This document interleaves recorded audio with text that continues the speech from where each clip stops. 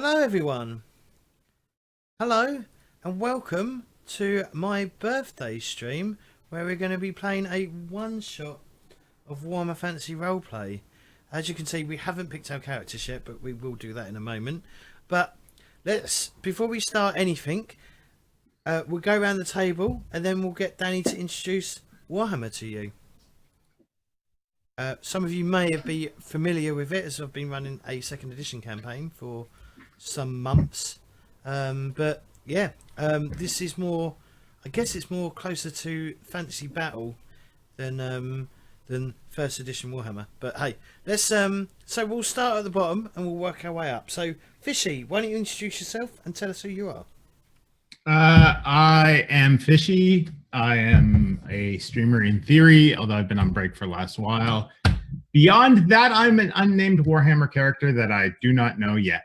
And I guess we'll soon find out. Jaywall? Yeah, I'm Jaywall. I am an occasional streamer. I'm very occasional. I'm here on Mondays and Thursdays, and I also will find out my character soon. And Jaywall remembers to plug the shit that he's in. Mm-hmm. I don't. I'm just useless. That's all right. I'm here on Thursdays and Sundays. All right, cool. And last but very not least, Danny LGM. Hey, what's up, guys? My name is Danny, and really excited to be here in James CORP's birthday party and run a one-shot Warhammer 4th edition. So, cool stuff. Brilliant. So why don't you introduce us to the realm of Warhammer? Okay, let's do that. And let's start. So this is a dark age, a bloody age, an age of demons and of sorcery. It is an age of battle and death and of the world's ending.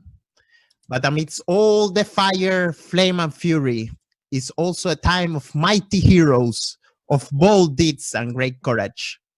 And as the time of battle draws ever near, the Empire needs heroes like never before. At the heart of the old world sprawls the Empire, the largest and most powerful of the human realms. Known for his engineers, sorcerers, traders, and soldiers, it is a land of great mountains, mighty rivers, dark forests, and vast cities. And from his throne in Altdorf reigns the Emperor Karl Franz, sacred descendants of the founders of these lands, mighty Sigmar, and wielder of his magical Warhammer, Galmarath.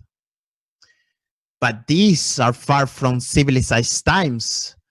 Across the length of the old world, from the mighty palace of Bretonnia to icebound Kislev in the far north, come rumblings of war. In the towering War-edged mountains, the orc tribes are gathering for another assault. Bandits and renegades harry the wild southern lands of the border princes. There are rumors of red things emerging from the sewers and swamps across the land. And from the northern wilderness, there is the ever-present threat of chaos, of demons and beastmen corrupted by the foul powers of the dark gods. And as the time of battle draws ever near, the Empire needs heroes like never before. So there we go. Thank you very much. Thank you. Right, so what do we need to do, Danny? Okay, so this game that we is made for 4 players. But it's only 3 of you. So you guys will choose 3 of them, depending on what you like. We got let's see. We have a human tax collector, a bailiff, about 18 years old, in the start of his career, called Wilhelm. And this is the first job he's doing without his uncle looking at his shoulders. So he's very excited. And he's currently at this moment on the tavern called the Bloody Calf, waiting for his uncle to come with the money, and with a road garden that have taken the responsibility of guarding this money. So that's Wilhelm. If you guys go to your journal, you can see all 4 characters, but I can give you a breakdown of the other 3. The second one is Siegfried, and he's a road warden, a very experienced man, well acquainted with the zone that you guys are. He recently lost his father, slain by orcs in the Reykjavik forest. But in the same time, he's trying to trying to prove himself and to his deceased father that he's a worthy successor of his legacy. And he's waiting on the bloody calf together with Wilhelm for Rutger Aben, who is his friend. Yes. Hey. And then we got another 2 people. We got Ivan Kraft, which is a wizard apprentice of the Bright Order of Magic, which make him a pyromancer. And he's waiting for a message from his wizard master called Gavius Kluge. And Gavius is very eccentric, and he generally sends apprentices to make some assignments, but not many of them come back alive. We can say that. And Ivan, he been waiting in the bloody calf now about 2 days. He only got 2 more days to arrive to his destination with this message to his master. So he's feeling a little bit restless, waiting for this message to arrive. And last but not least, we got Galasil. And Galasil is a dwarf bodyguard who almost all his life has spent it on the human empire. And since young, he's been a great warrior, protecting people. He didn't want to go like any other dwarf, go around and battling. And instead, he decided to become more of a bodyguard, depending of people who pay them. And he's right now being given the contract to take care of Ivan, which is the Bright Wizard. And this is a contract he's been getting from the Bright College, which is a very lucrative contract indeed. So yes, that's the 4 characters, and it's up to you guys to pick 3 of them in that case. All right. Potato, why don't you pick first? Does anyone want to be the wizard? Because I wouldn't mind being the dwarf bodyguard. I did play a wizard in a previous game. So I'm happy for someone else to play a wizard. Quite interesting. I mean, if I do play a wizard, I'm having a pipe in my mouth all the time, you know. Great stuff.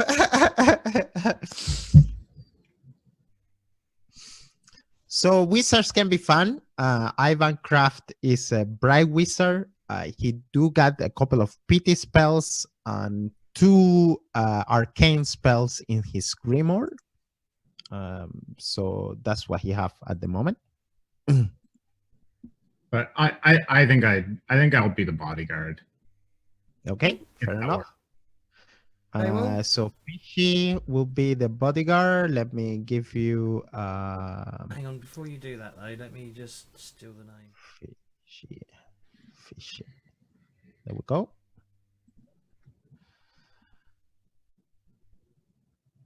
Thinking about a wizard, but Can't play the wizard. because you can probably guess what I probably want to pick.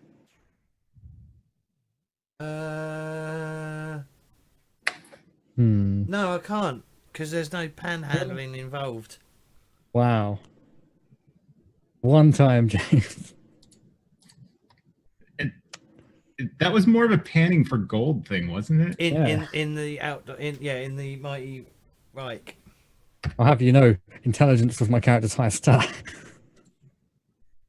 Who did you want to pick then, Jay Wall?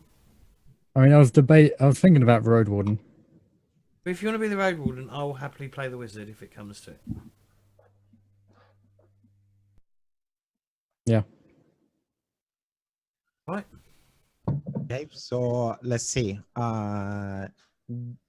You want to be the Road Warden, you will, right? Yeah. Yes. Let's see. You will. There we go. And then I give a wizard to James Corp. James Corp. Great stuff. So you all guys are in the first page. If I'm right, I want you to select your token and try to move it. Just fix the overlays. There we go. Cat's sorted. Where's the token? Your token is here. So I'm gonna close some of these screens. All right. Yep. I can. Yeah, I can move it around. Can you move it? Okay, great.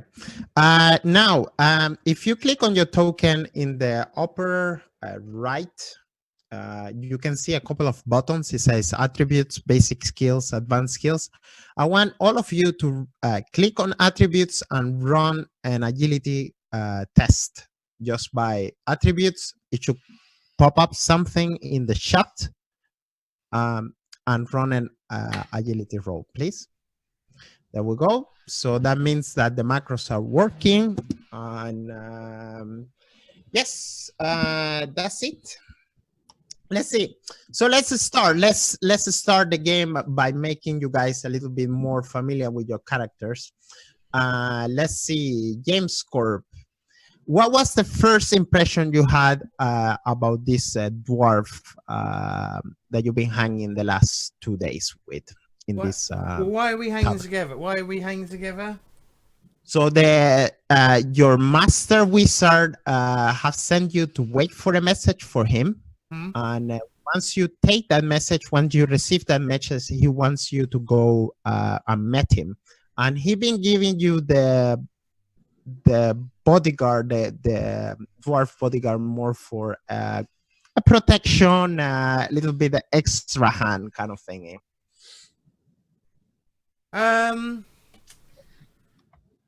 What do I think of the dwarf? Well, being human, I'm quite appreciative of the dwarf because, you know, the dwarves helped in the war that happened many moons ago. There's humans have quite a close tie. All right, he smelled a bit, but hey, he's all right now because he's had a bath. Okay, fair enough. Galasil, which is a dwarf, you met this apprentice wizard together with his master for 2 days ago when he left you in this place, the Bloody Calf Inn. And what was the impression you had? The relation, more or less, the relation between the apprentice and the master. What was your impression? What did you go for a feeling? He's definitely. I mean, Ivan Kraft, James's character. He's definitely a teacher's pet. Oh, like yeah. he's completely eager to just do right by his master. That's because he's fucking teaching me how to do magic, man. Fair enough. Let's see, Siegfried. Yeah. Your father recently passed away in the line of duty, killed by orcs. Can you tell me about the day that you received the news, how your character felt about it? Yeah, so the moment I was informed, I was working myself. A messenger came to me with a note and quickly ran off after handing me the note. Can you read?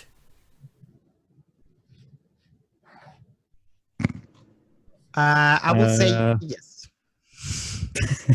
Pretend. Can you read? That will be the question. I was just double checking, like, can I read? It's a talent, remember. Oh yeah. I will say that you can In read. this instance.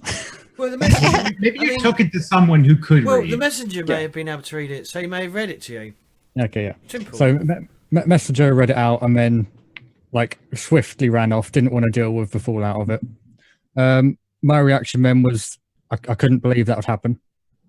He was very skilled, and I don't know, like, it had been a lot of orcs to take him out, or some very strong ones. But I'm now trying to prove myself that I can do my right do my right by him, and kind of avenge him and continue his legacy. Okay, fair enough. So we start in a remote place somewhere in the Reichland, in a small inn somewhere in the middle of nowhere. The road is a road that is transit very often. There comes many coaches by, and the place is very filled with people. You guys can hear, you guys can feel the smell of food. You guys can feel the smell of sweat, and the people in there have somehow optimistic energy. I will say. 1 second. This is the in. By the way, we're using music from Sirenscape. I have to say it because they let me place them, put the music. And let's see. Here we go. Can you guys? Are you guys in the map, battle map? Mm-hmm. Yeah. So the place is full, packed with people. Everybody, there is a couple of people singing on the corner. People drinking, ordering beer. Some people are playing cards close to you. The barkeeper, he's actually looking at the window. And Siegfried, you're the one spotting the barkeeper looking at the window. So tell me, what's your feeling about the place? Tell me, as a rogue garden, what is your thoughts when you are in this inn? Yeah, so it's very lively. Everyone's loud, noisy, having a good time, I suppose. And I suppose considering like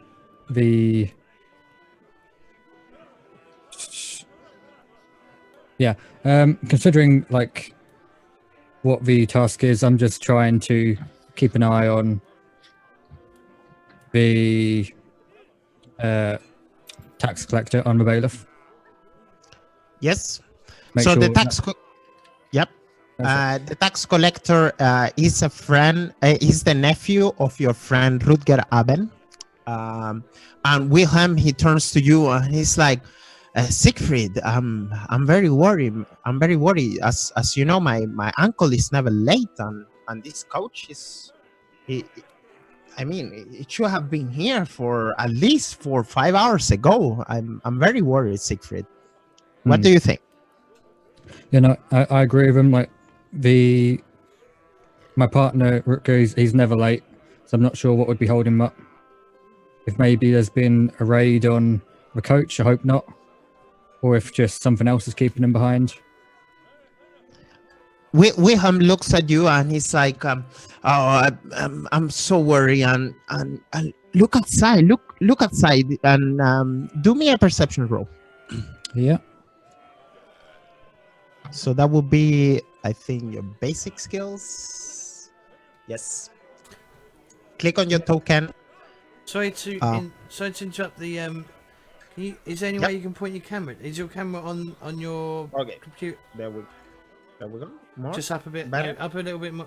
I need to put. I want to put you in. Right, down again. Right, let go of it. Okay, there. No, because now your head's chopped off. So I need you to try and center it a bit. Okay, let me That's see better. myself. There, that's good. Can you see me now? Yeah. Okay. That's the best I can do. Good stuff. Okay. Yeah. Any modifier for roll or just base roll? Just the base roll.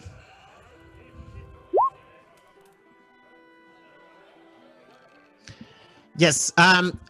Once you look outside at the window that Wilhelm is pointing at, you can see in the distance the sky is turning red. No, not red. Sorry. That would be. But it's a really gray, really dark. You can see like a spurs of lightning kind of in the distance, in the long distance. What is your thoughts? I suppose that there's a storm on the way, and that could be what's holding them up, holding the coach up.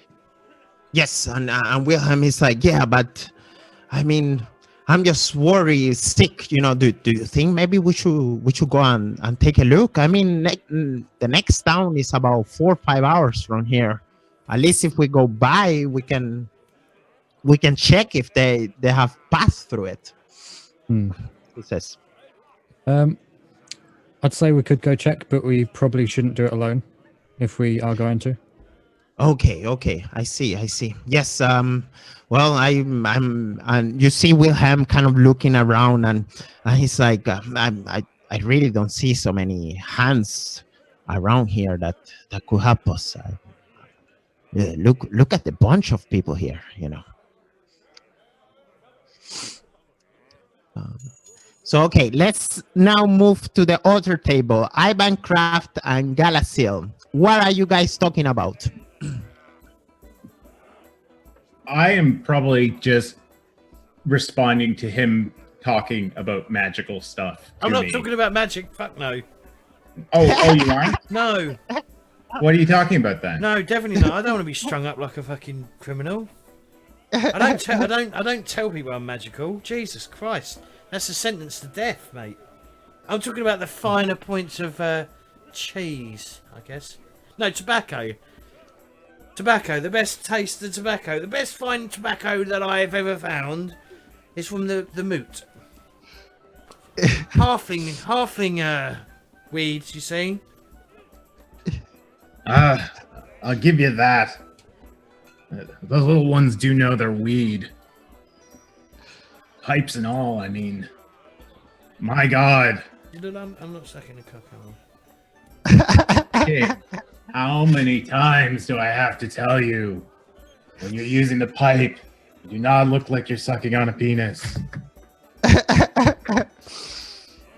So, as you guys are discussing and talking, you both Ivan or Galasil, do me a perception roll. I will give you a plus 40 because it's easy. What's your perception? Perception is in basic skills. So if you guys click your characters, basics up, or you can do it like that too. Oh, yeah, I can do it over on the bio and info side too. Oh god, I need to click my character. Uh-oh, overdone. So remember, I use tokens a lot. It's a little bit different than general RP. Right. It's Warhammer 3rd edition. I'm very token. I can roll again if you want me to. I can't roll again. What do you say? I can't roll. You cannot? No, hang on. Let me try reconnecting. Basic skills.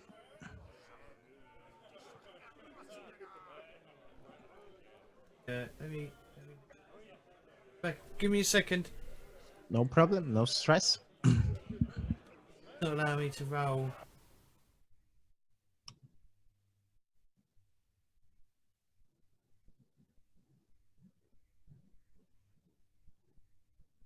You sure you're trying to roll off the right person? Yeah, I've clicked my token. Who's the man? And it's not working. I just refreshed it. It may have just right. So I'm Ivan. God, what was that? Was that someone burping, or was that in the actual? Right. Yes, Basic probably. skill. Oh, okay. There we go. Basic skill, and you want me to do perception? Yes.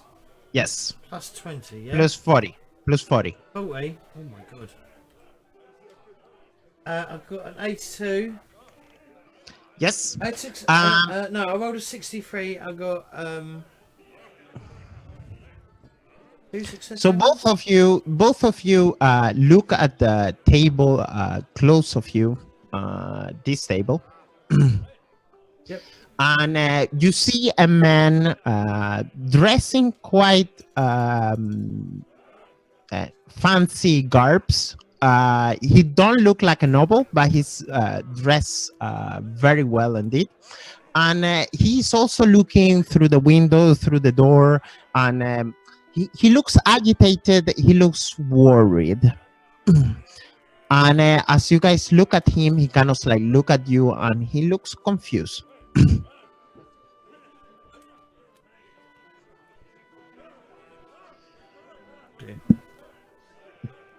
Yep. Go ahead. Oh, I'm gonna. Where am I? I'm facing. Well, he's facing. I'm just gonna have a look around the bar and see if anyone else looks a bit worried.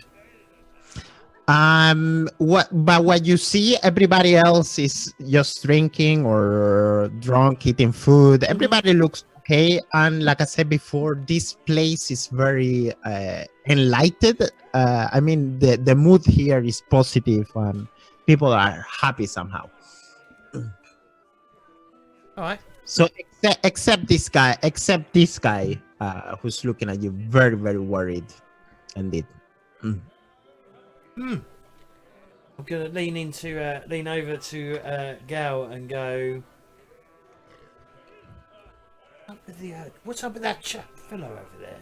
Oh boy. Is he looking at us worried, or is he just looking worried? He's looking worried, and he's looking at you worried. Or well, when you guys meet the gaze, he kind of like looks at you, and he still looks worried. And he's not only like a stare. He's actually staring at you. It's more like a staring at you guys. I stare right back, and I'm just like, I don't know, but he's been staring at me for like a minute now and hasn't blinked. I'll be back in a second. I'm going to stand up and I'm going to head over to the bar. Okay. I'm going to buy 3 beers, please, barkeep. I'll chuck some coins on the table. He immediately pours some ale. And put it on. And this is, yes, of course, shop. The best beer around in this place. A little bit watered down to me, but okay, thank you. I'm going to take a pint over. I take the 1 pint over to Gal, and I'm going to take another pint over to the servant and go. You might need looks like you need some. I can't say Dutch courage, can I? Because there isn't Dutch. Looks like you need some Bretonnian courage. This servant, he looks at you, and he looks a little bit shocked, and he's like, thank you. And he kind of like takes a small sip, and he's like, I'm not used to drink, sir. You see. It's an acquired taste. Yes, indeed. May I ask you something, sir? He says. Yeah, certainly. Well, you see, I was sitting here waiting for my master, which seems to be late. Waiting for the coach to arrive, and I must say I'm very worried for his sake, and I saw that you were accompanied by a dwarf, and he looks handy indeed. And how late is it, boy? What do you say? How late is it, boy? It's around. I would say it's like 1 o'clock in the afternoon. I mean, I'm asking how late. I'm asking him how late is the coach. or whatever. Oh, else his master. the coach here. It should have arrived about 4 hours ago. Look out the window. What do I see? Far out of the window, you are also seeing a bit of dark heaven. At this moment, it's sunlight where you are, but in the distance, in the long distance, you can see a darker sky. Right. Siegfried, do me an 1 second. Okay, yeah, go ahead, James. I'm just going to point. Well, there's your reason. There's a bloody great storm over there. Yes, but I mean, they should have arrived before. And I'm just so worried about Anything my could have map. happened. The coachman could have been stinking drunk last night. Could have thrown a wheel. Oh, I hope not. I hope not. You will see, and he kind of like touch his neck, and he's like, my head will be a steak if my master don't arrive soon. I'm very worried, indeed. And he kind of like takes another sip, and he's like, Siegfried, do me an perception roll. Yeah. Audio, and this is easy.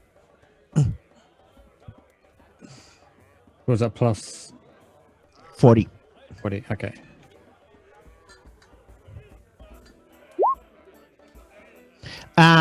You are from the position you are hearing all this discussion about the late coach and about the masters, about these two people interacting. How do you react? I'll go over to them. So I'll go over to Ivan and say, we're also waiting for coach to arrive, and we were thinking of going to investigate what the cause might be. You look pretty handy. Look like you could handle yourself. Would you be willing to come along with us? What? Go where? What? Why would we leave? It's about to piss down. How much are you paying? Oh, okay. Well, there you go. That solves it.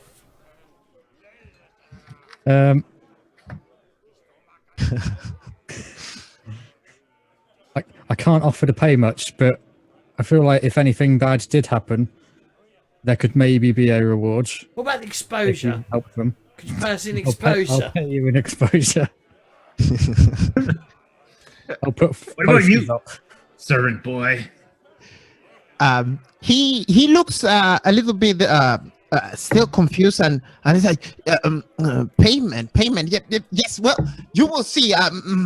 My master is a very, very respectable noble around here, and I think you could probably be generous rewarded if you find out what's happening with him. Could you help us, please? Could you help me? He says. Yes, but But what, sir? down your beer, and then we'll help you. You want me to drink all this beer? Yes. And he kind of like takes up a little bit. Kind Come on, boy. I'm sorry, sir. Perhaps I can help with make this easier. And he kind of like grabs a bag from his belt, and he kind of like open it, and you guys can see that this is like a bag, coin bag full of money, and he brings out about a gold crown. Let's see, Siegfried, Ivan. Have we ever seen a gold crown? That's what I wanna make a question. Let's see. Have you, Galasil? Have you ever seen a gold crown? No. My father had one once. What about you, Ivan? I must say that your master is a very eccentric and rich wizard. Oh, I've seen them in passing, literally passing in front of my eyes. Yes. What about you, Siegfried? Never seen one. He kind of like brings one gold crown and he put it on the table, and then he kind of like very shy looks at the sides and like almost hiding what he's doing, and then he brings up and he puts another one on the table, and then he puts a third one on the table, and he's like, well you got yourself a deal. He tells you, would this suffice to go and check for my master? Oh yes. Yes. I'm gonna pick up a gold coin, pick up the dwarf coin, snap it in half. You're only half a person. No, I'm joking. I'll give him a gold coin, and I'll give our fellow Siegfried here. Well, I don't know your name, but the watchman looking, not watchman, Road warden. road warden looking fella.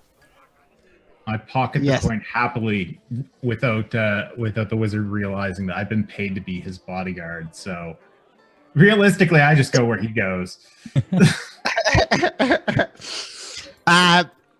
Once you pick up the coins, you guys feel like a really big commotion coming from the table when some people were playing cards. Mm-hmm. You can see a guy. He seems being a foreigner. You don't know where. And he's like, "Oh, of course I win. Of course, once more. Oh, you poor peasants! You know, giving me your brass coin." And he kind of like turns to the rest of the bar, and he's very loud and very flamboyant, and he's like, "Somebody else would like to play some cards? Anybody? Come and meet Master Duvio. Anybody?" He says. Just gonna stand there and not because I don't gamble. How are you acting? How are you thinking of this Siegfried and Galasil? So, I've been known to gamble, but I think right now, probably more important is the coach. He kind of like he screams and he gives a look at you, and he's like, "Oh, come on, you boy, you seem to, well, maybe not, maybe you don't have any coin, but I mean, if you want to win some money, I mean, I'm only here today." I'm gonna go to, I don't know, I'm gonna go, what's your, I'm gonna look at Siegfried's, or Jay, yeah, Siegfried, obviously I don't know his name. Yes. I'm Ivan, by the way. I'm Siegfried. Pleasure to meet you. I'll shake his hand. I don't think we need to find any more coins. I think, you know, got one that should last us at least a month, maybe. If anything, I think we're gonna get sharked by him. And by the way, shaking hands right next to my head, I'm Galazilla's bodyguard. Nice to meet you as well, and an attempt to shake your hand. Yeah, shake hands. You have to bend over probably slightly though. No, I'm a scholar. Sure, yeah. A scholar? What kind? Oh, just, you know, this and that. I heard some talk about cheese. Would you be a cheese scholar? No, I like my tobacco. Ah. Yes, I am. I can. You know, I've learnt the ways of. Can I read and write? Hang on, I just come on. I've got to be able to read and write. You definitely can read and write.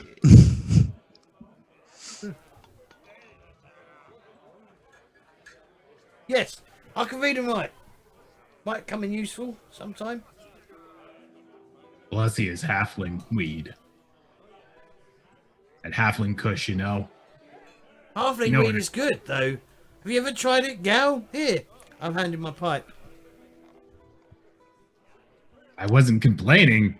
Then I take a big, like as deep of a breath of it as possible. If you're offering, Of course I'm offering. and just probably like blow it out through my nostrils like big. Do me a consume alcohol. In this case, will be a consume tobacco roll. Have you ever tried tobacco before, Galasil? Yes, infrequently. Yes, and frequently. I will give you a plus 40 to that test. Okay. All it will do is make him a little lightheaded for a few moments, and that will be it. Basic skills. There's no adverse, unless he coughs his guts up. Okay, so you definitely been smoking a lot of tobacco before. No problems. This you can do even a trick, a smoke trick out of once you expose the smoke. What do you do? Which trick are you performing? Is it circles, or are you? I probably do the circles. Like I puff out a circle and then puff out a bigger one that like goes around the first circle and encompasses it, and just various kind of like caterpillar, like think of like Alice in Wonderland caterpillar circles, kind of. Not like magical or anything, but No. I understand. I understand. Cool stuff. Cool stuff. The servant, he once again he looks worried and he's like, well, gentlemen. I mean, I don't mean to be rude, but I mean, can you please help me? And I'm so worried about my master. Please. Will you stay here? Yeah. Yes. I'll lean in and go. Whatever you do, don't go over to that table down there, all right? Stay away. Which table? Point at the gambling table. Okay. Yes, of course. I will stay. I will stay here. Right. And I will go to the door and I'll open the door, pull it to, and go after you, gentlemen. Siegfried, before you leave, Wilhelm, he talks to you and he's like, Siegfried, is it okay if you go? I mean, I have to still keep the gold that we have stashed here, and I just don't want to leave it, unguarded. Would it be okay if you follow these gentlemen? I think they could probably provide a good hand, at least a dwarf. The other one, he's skinny and long. I don't know if it's any help. I'm not too sure about this scholar, but the dwarf certainly seems capable. But I agree. You stay here. Yes. With this other chap, appoint other servant. Oh yes. Keep each other company. Make sure he doesn't gamble any of that. Yes, totally. No problems. So you guys, let me get it. You guys pick it up and start to leave? Mm-hmm. Yeah. Mhm. Or do you guys want to do something else before you leave this place? Do we have food? Do we have any rations or anything? You guys have a couple of small, what's the name? Berries and nuts. Wow. Yes. All right. Yes. Wow. Alright. Okay. All right. Yeah, I'll hold the door open. After you, gentlemen. Okay. Can I take the servant's beer and just chug it down since he's not going to drink it? He has spat in it. But okay. I don't care. Okay. Enjoy. Yes. Enjoy your. Yes, That's you how. can. Sorry. Yes, you can. Can't let it go to waste, and he's not going to drink it. Perfect. Yes, I will actually give you a +5 to your cool tests Okay. in the future. That extra beer kind of like felt good in the stomach, kind of give you that extra thingy, I guess. Cool. Cool. Okay, so you guys are on the way out. Let's see.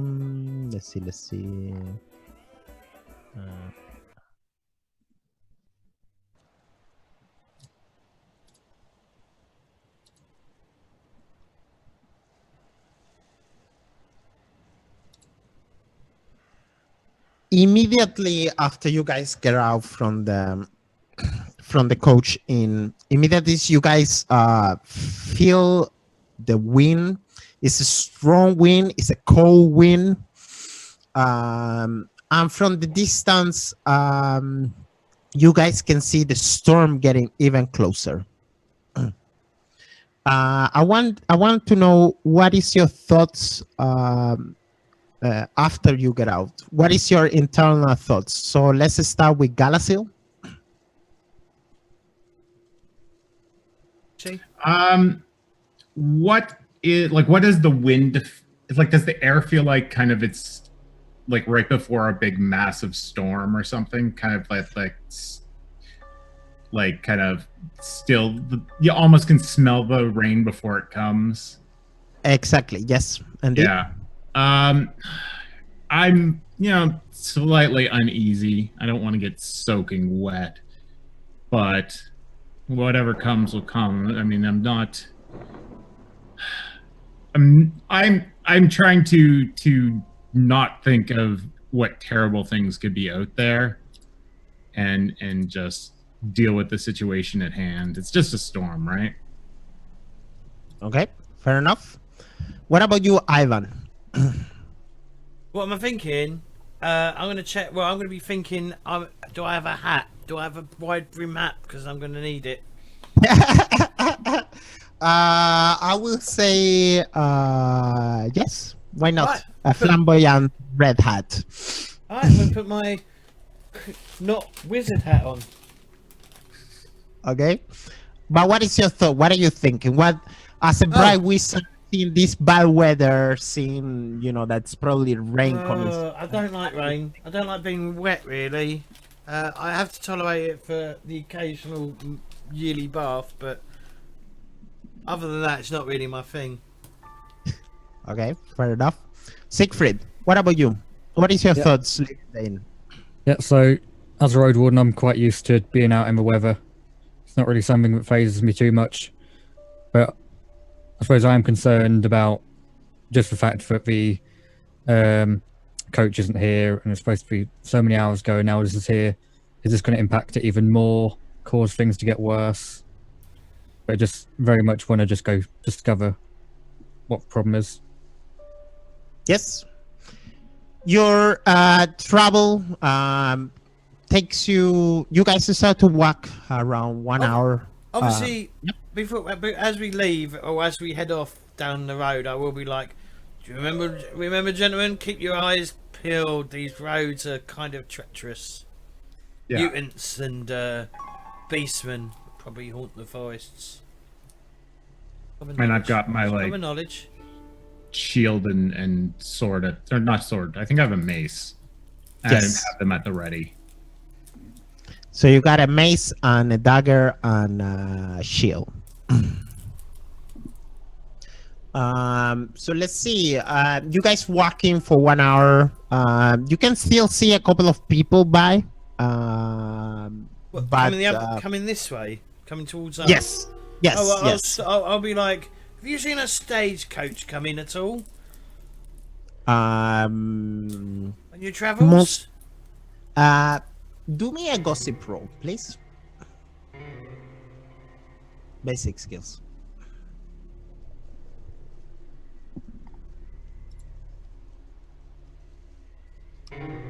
Any modifier? No modifiers. Have any modifier? I don't know what's. I've got a 13, which is a success level of 2. Success. Yep. You go around and you start to ask people like, have you seen this coach? And they're like, well, I've been seeing so many coach today. I mean, they go there and they go there, and have you seen my neighbor's coach? My neighbor's coach is great. Your neighbour has a coach? Where do you live? Well, not a coach. I mean a card. A card. Sorry. Well, I wasn't asking about carts, was I? I was asking about coaches. I mean, they look all the same to me. I mean, it doesn't matter if it's a cow or a horse. Well, one's inside and one's outside. You mean one of those fancy ones when people travel on it? Yes. No. Oh, okay. Right, fucking idiot. Right, I'm just going to walk off. I've got no time for it. Ivan's got no time for idiots, so he's just going to walk off. You do as you walking through the forest, through the road and asking people. Some of the people are telling you gossips around the zone. One of them are telling you that there is a pack of wolves going around and eating people and everything weird. So watch out. He says, somebody says. You guys keep walking another extra hour. The people that you start to see are less. Is perhaps you can see one people every 15, 20 minutes. You guys keep walking another hour. Now the time is around 4, 5, and the light it starts to rain really light, just a couple of drops. You guys are starting to feeling the drops coming down on you guys. By the way, James CORP, if you want to know your magic, the spells you have, you can click on in your token and click magic, and you will be able to see which spells you have. Yes.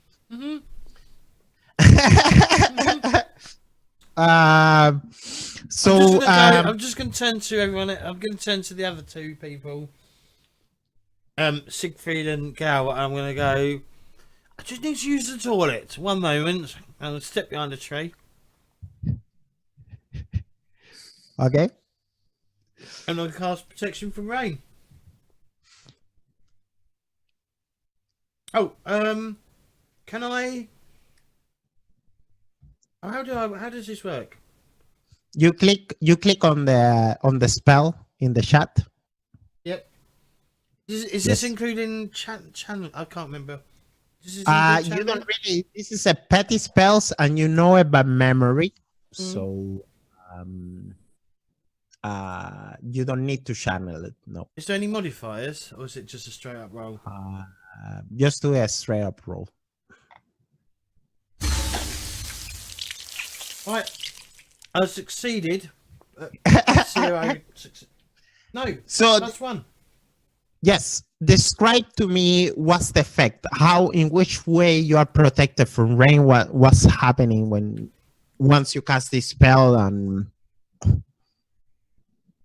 well, I want to see it. Tell me the description. Describe it for me. Rain so none of my clothes get dry, get wet.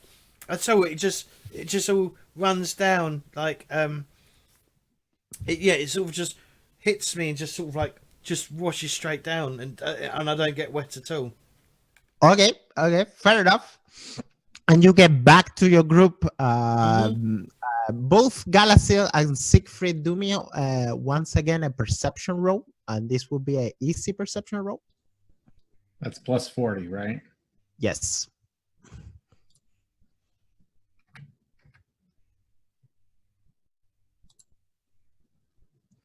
So both you, both you, Galasil and Siegfried, you are seeing this man coming out of the woods after taking his break or pee break, and you see the water kind of like running down like it was a crystal. What is your thoughts? This is not the first time he's wandered off to cast a spell on himself. You don't know I'm a magician. Come back. Oh no, you might know. You actually, that's a good point. You might know I'm a wizard. Yeah, I've just been like ignoring the fact that he's completely not subtle about it, and like he just wanders up. I need to go pee. Like subtle. I haven't said anything about it. I'm just letting it slide at this point. I'm his bodyguard. The rogue wardsman looking guy, he's probably seen shit before. I'm not too concerned. I'll look at him, and I'll just like look at him like top. I'll look at him like down, and like keep like. And I'll just be like, "Is there something you're not telling me?" Hey, what do you mean? You don't appear to be wet at all. Oh, these are my waterproofs. Those Those are the same clothes you were wearing a second ago. Yes, they're and waterproof. I just went to the bathroom. So did you just change, or No, I was wearing these all the time. You see, the hat protects the hat protects me. You see, the wide brim hat protects me from the rain. Ivan, you got to start being more subtle about this. Talk about what? did we hear like any noise or anything either? There would have been a when, muttering, but that would be about it. So you talking to yourself while you're peeing? Because magic is vocabulary, so it would be you would hear some mumbling of some sort. Yes. But I mumble often to myself. I'm gonna get my pipe out and smoke it just to add insult to injury. That's not getting wet either. I've got a right brim hat. Yeah, somehow, like there's rain landing on your pipe, but it just like keeps smoking, keeps working, and it's completely remotely not subtle at all. Mm-hmm. I have my suspicions, but we'll have to see. Fair enough. You guys pass. Guys walk 1 more hour. Now the sky is kind of dark. Everything around you is kind of dark. The storm is almost there. Still not raining very full, but there is a storm on the way. The wind blowing and very annoying. You know, like if you have like what's the name? Like something loose, it will kind of like go away. And if you have long hair, it kind of like It's windy. blows. Yes, very windy indeed. And all of you do me a perception roll. I've probably been trying to use like my buckler to like protect me from the rain the best that I can as we're going. Okay, fair enough. Perception. Any negatives because of the wind and rain? Not to me. I mean, obviously the rain doesn't really bother me. Mm-hmm. No, I would say it's okay because it's kind of like perception sight. Oh, I've got marginal failure. But should we take a break before we reveal what's happened? Fair enough. No Alright. problem. Yes. Or let's do take a we break. see it and then there's a cliffhanger? I've just realised I haven't done intermission for this again. You guys are seeing a couple of bushes moving, and no, only you, Galasil, are seeing these bushes moving, and you kind of like get the feeling that it's not the wind because it's kind of like moving in the wrong direction, if you know what I mean. And let's go to a break. All right. Yeah. See? Right. Okay. Okay, we're back. Yes. So keeping with learning more about our characters, I want to ask you, let's see, Siegfried. Siegfried, you have one time you saved the life of Rutger Aben. Can you tell me how? Yep. So what was happening was we were in a bar, much different to the one we were just in. The atmosphere was completely different. It was quite, the mood was quite low. People were quite quiet. There's a few people in the back making a lot of noise, but everyone else just kept to themselves. As we were walking away from the bar, Rutger accidentally walked into one of the loud ones that was coming forward to get more drinks. And that person just immediately went for him, pulled out a dagger, and tried to stab him. So what I did was I just quickly pushed Rutger out of the way, and I took the hit myself. It was only to my side, and I recovered from it quite easily. But Rutger's kind of like he already liked me a lot then, but he appreciated me more and feels like he owes me as well. Good stuff. Good stuff. And then the barkeep came along and just broke it up and kicked him out. Okay, fair enough. Galasil, before you had the contract with the Ivan Craft, you had another contract. Mhm. Tell me what the contract was about and how did it went. It went pretty well. It was a pretty basic caravan job. Nothing too interesting. Your basic bandits and wolves and just I needed to find something more interesting than just basic bandit duty, right?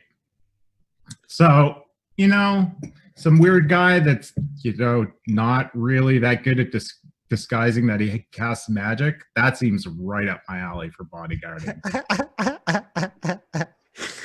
Great stuff. Now, Ivan, when you how was the first time that you discovered that you had magic powers? Tell me about the situation. What happened? What was the first thing you did? Oh God. Tell us about your first time. Well, Ivan. so obviously when I was born, I was born under a ill omen. Maybe Morsleb was out at the time or something, so it was kind of a it was an ill omen that there would be something wrong with the child. So everyone was quite hands off with me through my young life up to the point that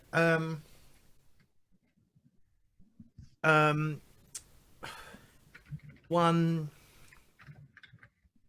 Winterfest, I guess. I can't remember the actual festival, but there's like a festival at winter. And the family was like gathered. Well, the family, it was a large family because that's how it worked in those days. Well, it still does, but yeah, we were gathered round the family hearth. It must have been about 7 or 8 at the time, and I was throwing a temper tantrum because I wasn't getting any presents, and as I was throwing my temper tantrum, the fire behind me was reacting to my temper. Okay, fair enough. So when last we took it, Galasil, you've been seeing these bushes moving in a weird way or a weird pattern. It's not moving according to the rest of the wind. Go ahead. It's only Siegfried that spotted it, though, isn't it? No, it was only me. Galasil. Oh, okay. Only I kind of give them kind of both I'm probably right beside Ivan, so at least I give him a bit of a jab and point it out without saying anything, and try to get Siegfried's attention as well. How you guys are reacting? You see, Galaxy, you see in this bush moving. It's Yeah. Something is there. It seems like. Yeah. So I'm trying to get the other two's attention focused on it. How are you getting our attention? Well, I try to jab you in I'm right next to you probably because I'm your bodyguard, right? Yep. So I'm probably kind of try to give you a brief elbow in the side. Why you stop poking me? And I point over there with my mace. I'll look over where his mace is pointing. Yeah, and I hear point him toward the bush. I hear him say Stop poking me and I look round and I see you pointing your mace. Okay. The bush start to move even more. It's more now. It's like it's very agitated bush, I would say. I think we made it angry. Whoever you are, come out of the bush now. That's what I'm going to say. Do me intimidation roll plus 20. Intimidation roll plus 20. Yes. Failure -1. You kind of like go about to scream loud and very scary, but somehow your voice kind of breaks. Get out of the bush. Yeah. So you get like, oh, you know, kind of something like that, similar. And the bush move a little bit, even more. Let's see. Siegfried, what are you doing? Yep. So I will. I suppose I'll pull out my crossbow and slowly walk towards the bush. Okay. You start to take steps and steps and steps.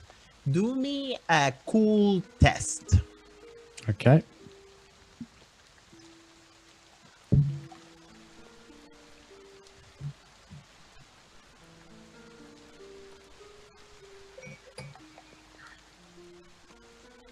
It should be basic skills. Oh dear. Failure. Yes. From the bushes, it comes out a deer. Just a normal deer, but the jump out of it kind of like surprise you, and it scares the shit out of you. Tell me how this happened. Tell me how do you react? This is scared. Tell me. Yep. So I suppose what I was expecting was like maybe a person, or worst case, I was thinking it could be like an orc. Thinking back to my dad, I just didn't expect a deer. I just like fall backwards, like flat on my ass. Galazil probably starts laughing. I probably like accidentally shoot a crossbow bolt into the air. Okay, fair enough. Fair enough. So yeah, this deer give you the scare jump. Immediately, the deer kind of like jumps away and disappear before you guys can react to anything like it. So another hour pass in your walking, and you guys are greeted by like a very gore scene. I need all of you to do a toughness test. Okay. If you have seen Battle and Death before, you get plus 20. I'd argue that Siegfried and Gal probably have seen some form of death. Yeah, I would I say may I've have not. seen that. So if you believe your character have done it, then you get a plus 20. Otherwise, you get a flat. Oh, I'd wow. say that as a road warden, I would have. So Yes. not bad. I failed -1. By the way, all of you have fortunes and fate points. And you also have resolve and resilience. There are the which color that is the green one is fortune points. The blue one is resolve. Okay. I'm just putting it out there. I'm just telling you that you have the pool of, and then you decide if you use them or not. But the thing that greets you is disgusting. You can see a couple of mutilated bodies in the middle of the street, in the middle of the road. 1 second. There we go. I hope you guys are in the same map I am. Yes? Mm-hmm. Yeah. Good. You can see in the distance a couple of mutilated bodies, pieces of arm, legs, in the side. You actually can see a little creature kind of like poking them and making like funny laugh. He's like, as he pokes the pieces of bodies around. Both you, Siegfried and Ivan, you feel your lunch coming up. The food that you had in the inn, you feel it from your stomach coming all the way down to your throat. Tell me your reactions. I'm going to run over to a nearby tree. Or bush. Okay. What about you, Siegfried? Yep. So I've seen this, and again, I suppose like my fear earlier, thought it was a deer. It was a deer. Thought it could have been an orc or something, and this time, pretty much suspect it's something along those lines. So I like just vault for a tree as well, and like quickly pull out a crossbow again. Oh, I vault to the nearest bush and let my lunch come out. Galaxy, how do you think about these humans puking close to you? What is your thoughts? Typical humans and their weak stomachs. Yes. So from the place you are, you can see this goblin kind of like poking on these mutilated bodies. In a distance, let's see. Siegfried, you can actually see Rutger Aben getting beat up by a larger green creature. He's very rough enough. Rutger, he kind of like lift him up and like bang him, and you kind of like hear Rutger screaming for help. He's like, help me, somebody. And you can hear this larger creature talking, I know you may come and go save now. And a little bit more distance from this, you can see two goblins trying to shove it their way inside a couch. In the road too, you can see a couple of dead horses. They are also mutilated. And around the couch, there is a lot of fabric and items and things spread all over. Let's see.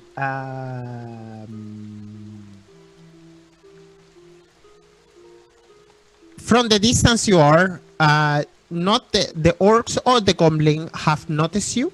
So by all means, roll initiatives and 1 second. Roll initiative and yes. You guys have like a surprise kind of Round? Yeah, round, exactly. Come on, Ivan, put your stomach together. Can I attempt to try and pull my stomach together? Yeah, for sure. What's it going to be? I will give you another toughness plus 40 this time. Once you puke, you kind of like immediately kind of feel better. No, Not even you're just like it stops and you think it's over. It's not over. Yeah. So I finished puking and I stand up and go, look back down, see the corpse, and just turn back and go and puke a bit more. Yes, you once again puke. So I will give you you are kind of feeling dizzy right now. So Okay. Your next rolls gonna give you a -10 All right. to your rolls. Well, it's only a marginal failure, but okay. Yes. Siegfried, what about you?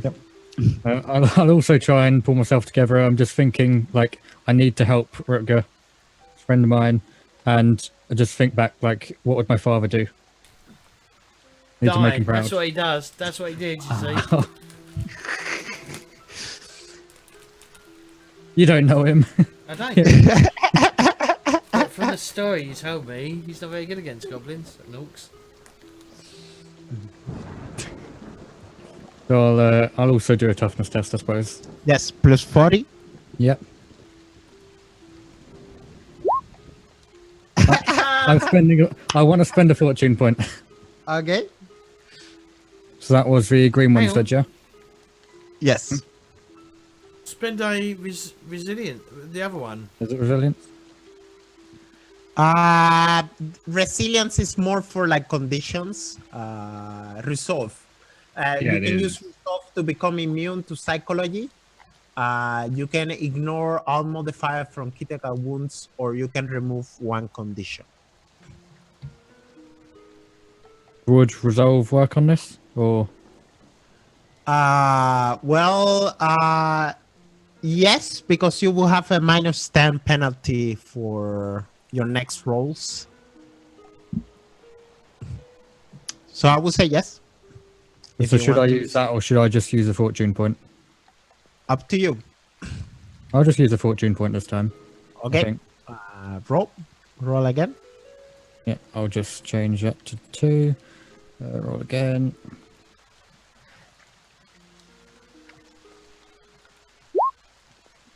There we go. There we go. You get back. You're feeling a lot better after that puking. You know, like the food go out, and you're feeling like, oh yes, feeling better. But as you said, you are seeing Rutger getting beat up by an orc. Galasil, what are you doing?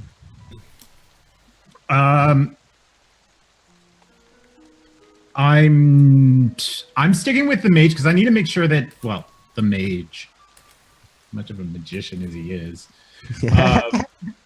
and I'm an apprentice fucking wizard. That's why I'm not much of a fucking wizard. but my job is keeping him alive, and if the orcs haven't noticed him, I'm kind of sticking near him right now because there's still a chance that we might not go any further than this. No, I'm going to wave you off. I'm going to go special fence. No, ignore that. You're like, go, bleh, yeah, bleh. Just hide yourself then, and I guess I motioned to Siegfried to like move up with me quietly and start making my way toward them, trying to stay out of sight. Okay. So you are trying to move forward in a careful way. Yeah. Yes. Do me a stealth roll. This is a basic skills, and I will give you a plus 20. Okay. Because I was gonna say it is raining and we're right along the woods and stuff. No, that's a failure. Do I want to use a fortune? How many? Which one is fortune? Is it the left one or the right one? It's the green one. It's the green one. Okay, so I only Yes. have 2 fortune. Okay, I'm not going to use anything. We're going to attract their attention no matter what eventually. So I will give you an advance of run distance. So I will give you up to 3 times 12 meters. You can move forward. You can touch your token and move forward 12 meters. Okay, how do I move the tokens by like meters? So if you click your token and then you press Q, Okay. you will be able to get like a path. Okay, I see. Yes. And then in the end, you press X, and that will, once you move the 12, and that will show me. I think that trying to Yeah. move that good? Okay. Yep, good enough.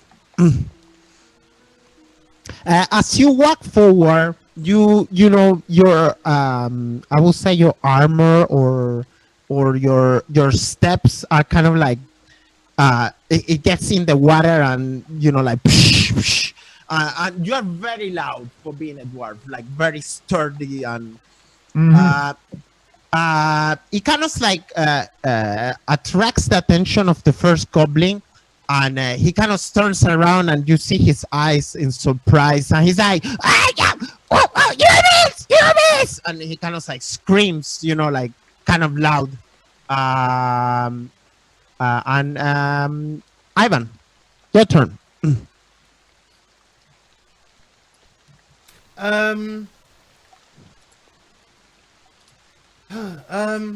Well, I guess we've been spotted. I'm going to try and make my way up here to higher ground.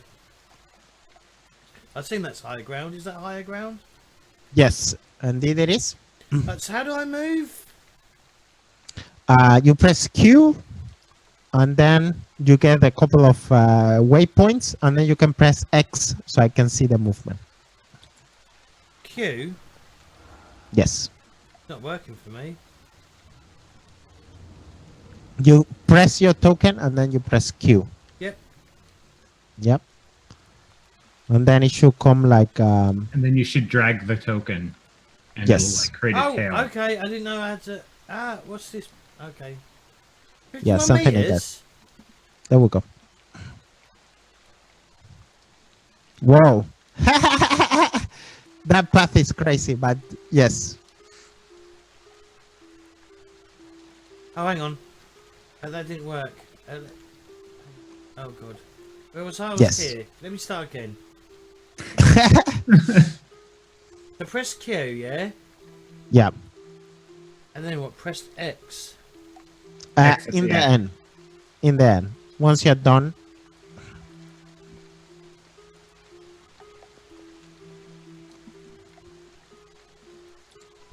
Oh, that, yeah? No! What? I'm having difficulties with this. I need to figure this out. Q. And then drag it. Do I hold Q? I did, but I don't know if you need to. And then what? Press X? Or let go X. Q? Let go of Q and press X at the end, and then it'll show it on screen.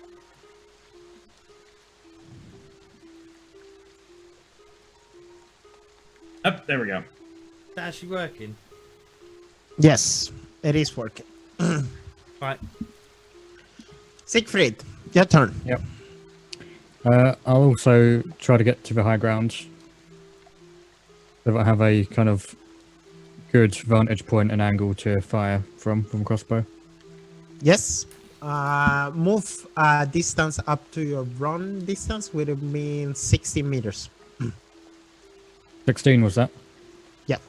Okay. So click Q.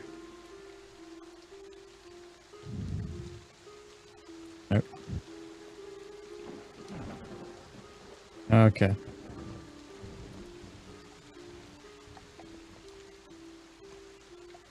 Okay, that's about 16 there, but did that do it? Yep. Yeah, okay. There we go. And okay, so this is turn. Once again, Ivan, your turn. But they haven't acted. What do you say? Goblins aren't doing anything. No, this will be the first round. Now they are aware at where you are. So, Ivan, go ahead. How do I know the range of something? What do you say? How do I know the range of something? Like Fireball. What's the range of fireball? This is the spell that represents fireball. Let me show it to you. Or magic, because it's not really fireball. It's arcane spell call bolt. But there we go. So that will be your willpower yards. And because I'm European, I will say willpower meters. All right. This is in your grimoire, so you need a total of 8 casting number to be able to throw it. All right. So I need to channel, yeah. Yes. All right. So I'll hit channeling. -10, Yes. but I succeeded. Yes. So you get a +3 to your channeling. So you have 5 left success levels. Siegfried, what you want to do? I want to. So we can see like all 3 goblins and York, yeah? At least right now. Yes. Yes. So would I be able to hit the York with my crossbow? Yes. From that distance, yes. Okay. I will attempt that. Yep. So you click on your Siegfried and you press weapons, and then crossbow should come there. Okay.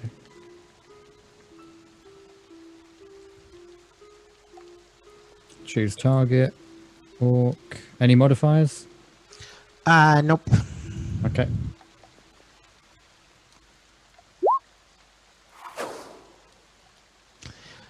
You fail by 1 degree. The arrow fly by very close to the orc.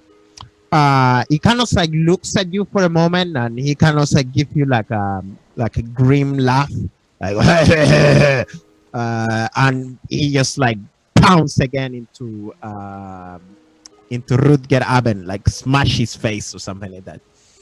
Galasiel, your turn. I'm gonna move up like about halfway Yes. and like bang my like buckler to try and get the goblin that's over here with like the bodies. Yep. To come over and fight me.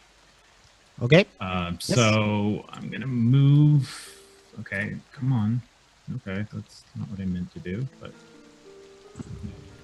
okay.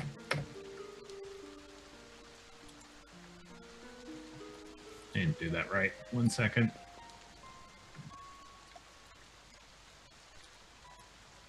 I'm making a mess.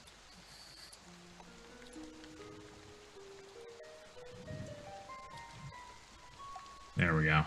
So I want to move up to like right about there. Yep. And then I'm going to bang my shield and try and get him to come over and fight me. Okay, fair enough.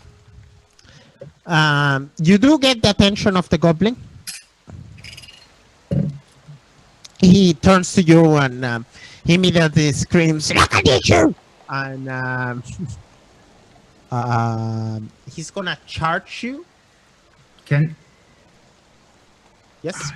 I was gonna say, can I like have been ready to hit him if he does come at me?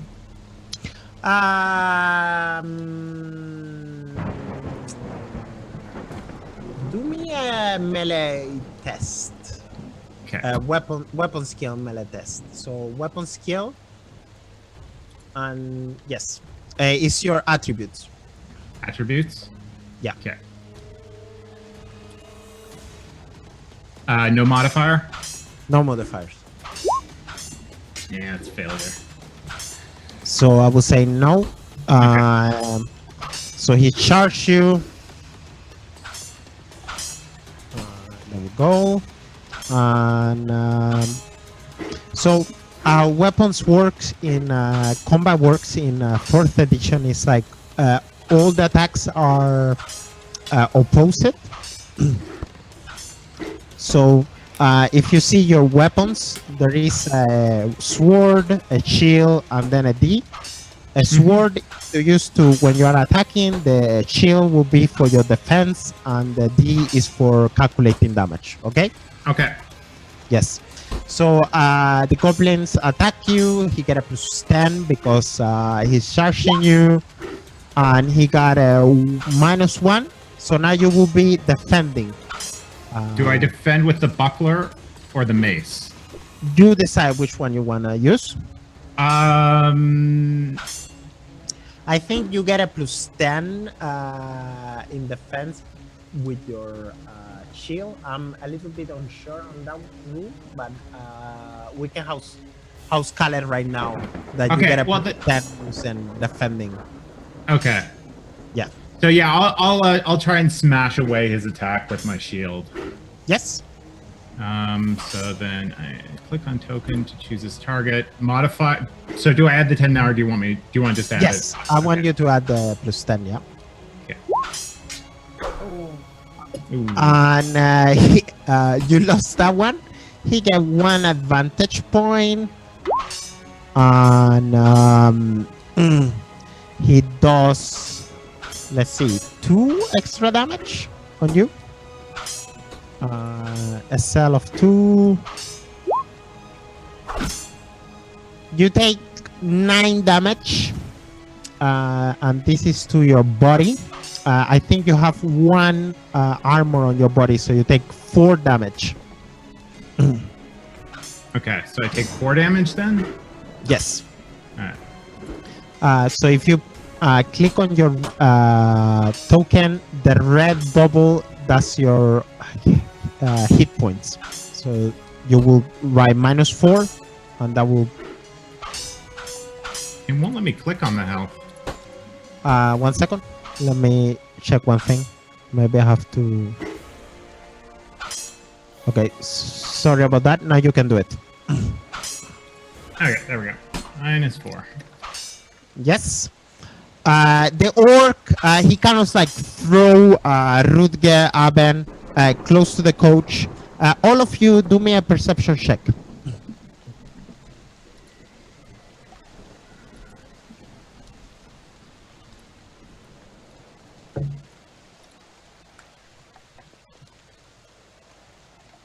I failed at -4. I have an impressive failure. Yes. Siegfried, you do notice as the orc throw Rutger Aben that close to the coach there is a blunderbuss. You also notice hanging from the orc, you can notice a horn. Okay.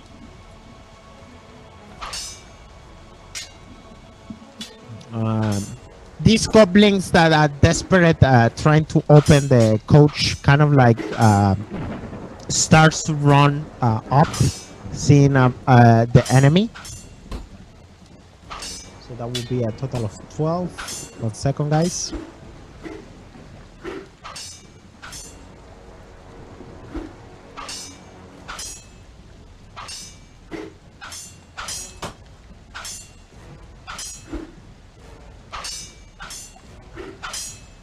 There we go. Ivan, your turn again. Right, I'm gonna... I guess I'm gonna channel again then. I've got 3, I need 5 more, don't I? Yes. Am I still at -10? Yes.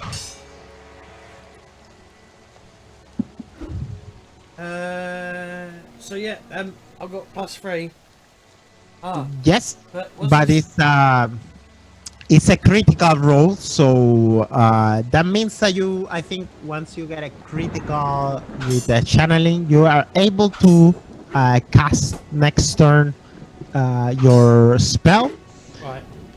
But you do suffer a minor miscast, so please push the bottom, minor miscast, and let's see what happens. Unholy visions. Fleeting visions of profane and unholy acts harass you. Receive a blind condition. Pass a challenging cool test or gain another. Okay. Do me a cool test. It was +0. Galia! Minus, can I spend What do you wanna? not fortune. A resolve? Yeah, please. If you spend a resolve, you can take one of the blinded conditions. You will still have one left. Alright, I'm going to spend a fate point then to reroll. Yes. You say get one anyway. So.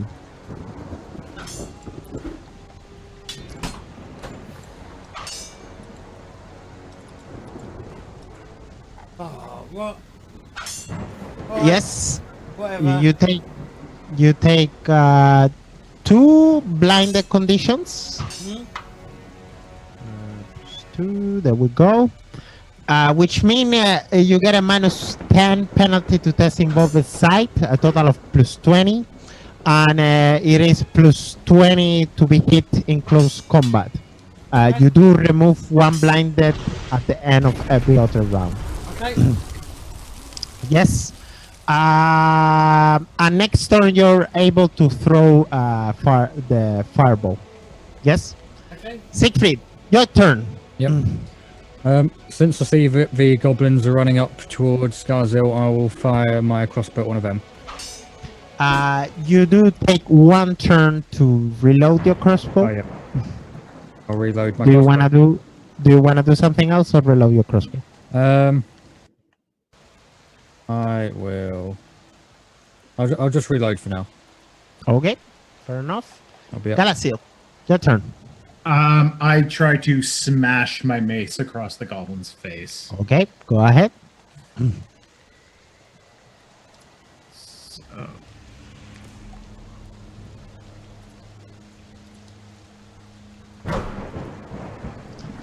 And he gonna defend against you. Just hope he rolls worse than you do.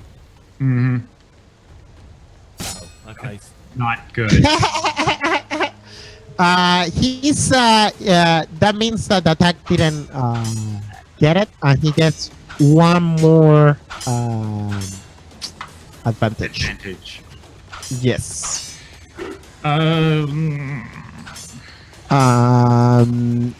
The goblin gonna attack you once again with his frosty sword, and he now get a +20. And there we go. Wow, he rolled a 99. Do me a defense roll, please. Yeah. And you won this one, meaning that you he lose all his conditions. Now his advantage, and you get 1 advantage. And he also got a fumble. So let's see what happened.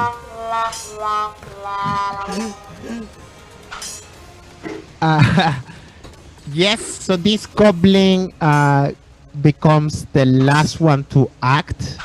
Next turn, I will put a 21 here, so he goes back.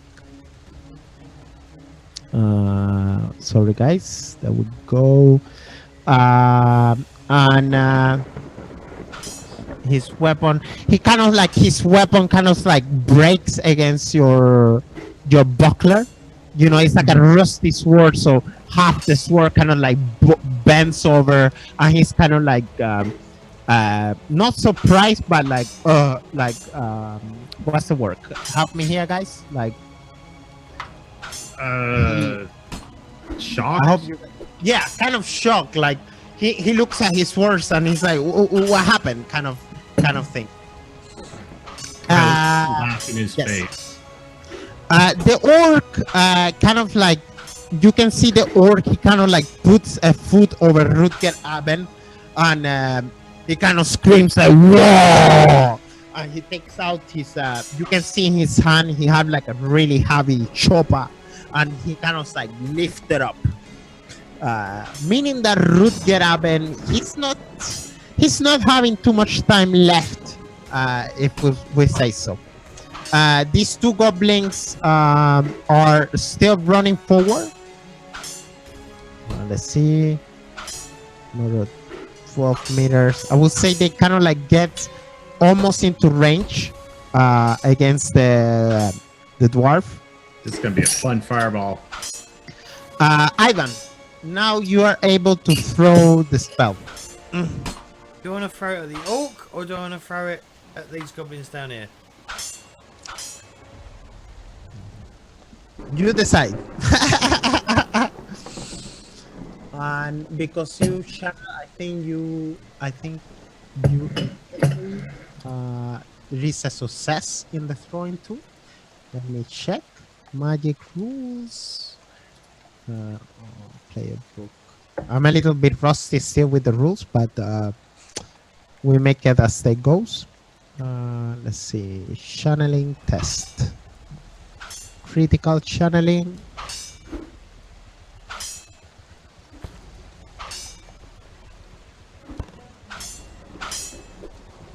Yes.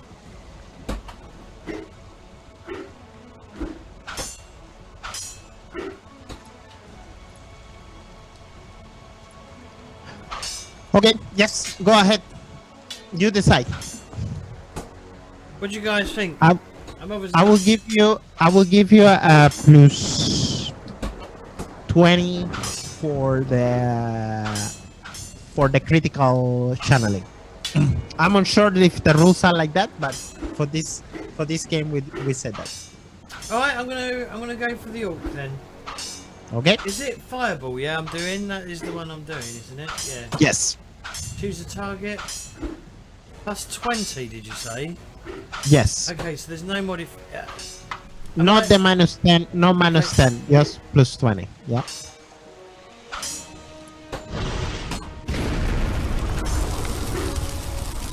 And then you will do spell damage against the orc. How do I do spell damage? In magic. Alright, spell damage, yeah. Yes. Attempt to use the roll command, looking for the value of the selected token. Do you have your token selected still? I unselected my token. Spell damage. That one. Yeah. Strength level. Oh shit. 5, and the fireball is 4. So you will write SL 5 and spell damage 4 for a total of 9.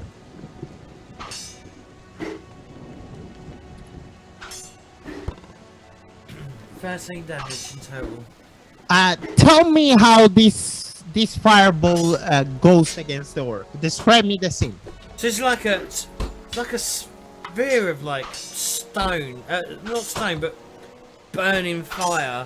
And I literally just fluzz it from my hands, and it sort of like arcs through the rain. You can hear the hissing of the raindrops hitting the burning flame, and like steam.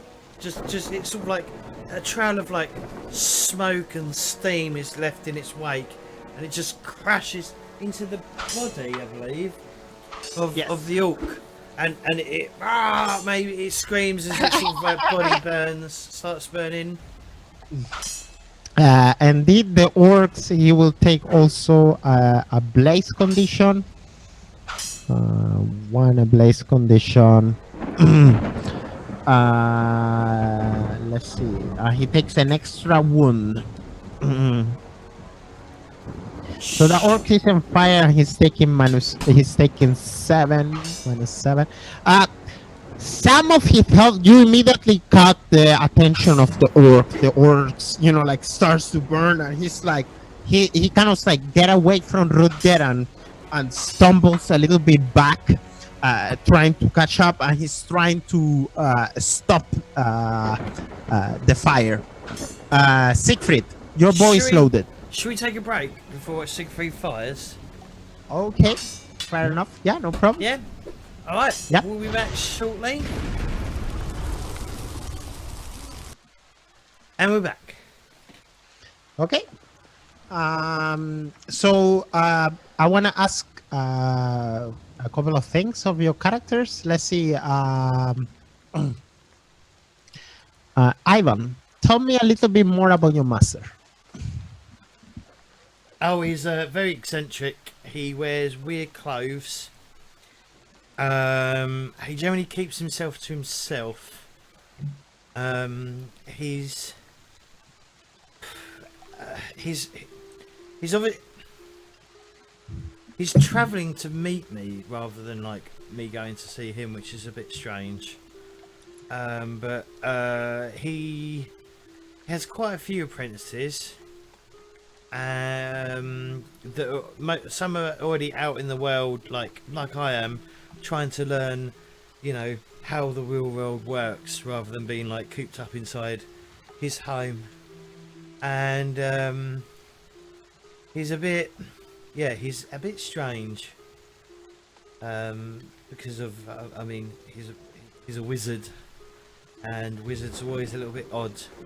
And he's the one that got me hooked on the halfling weed that I was smoking quite often. But he's known about where he lives. He's known to be an oddball. Like, he wears odd socks. His shoes never match. Did he give you that red hat? Yes, he gave me that red hat. Cool. Let's see, Siegfried, tell me about a great moment together with your father. Yep, so great moment with my father. Let's see. So, father, like me, he was also a road warden. Spent a lot of time, like, he would teach me what I should be looking out for and like how I should kind of react to things, and I have a lot of respect for him. Or had a lot, still have a lot of respect for him. And I suppose a great moment was just like him telling me old stories of and before I was old enough to go along with him, of when he'd be going across the roads and things he would do, times he would help people. I think like he would make sure that the law was kind of met and that kind of thing. It was just like spending time with my father and hearing the stories he had. Okay. Just motivated me a lot to like kind of become the person I am now. Perfect. Galasil, you have a really good friend. Tell me more about it. Really good friend. His name is Bruce, and he's a fellow bodyguard. Thinks he has a way with the women, but he completely does not. He's a complete goofball and asshole. But he buys them drinks, so that's how he gets the ladies. I don't even know why I hang out with him. He's funny, I guess, at least. Or maybe it's just that he makes me laugh because he's an asshole and kind of fails at things. Either way, though, Bruce is a mean bastard with a two-handed sword. And I know he has my back in, desperate times. Unless, the cost is right. And then depending on the cost, it depends on how much that offends me. Like, it gets paid like really, really well to, kick the shit out of me, I can respect that. But like, if he's getting paid like copper, no, he owes me more than that. You need some better fucking friends, sorry. Great stuff. Okay, so let's continue. Siegfried, what do you do? Yep. Your bow is loaded. Yep. So Ivan has just lit up the orc with his fireball. I just turn straight to him first. I'm like, finally, you're doing something.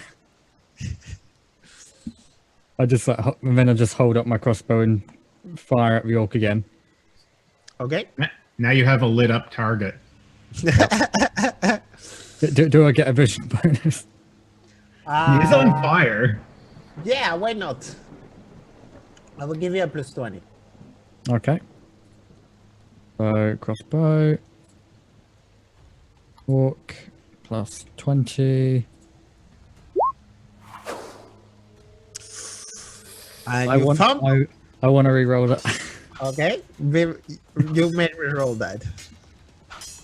Okay, I'll knock down another fortune point. Yes.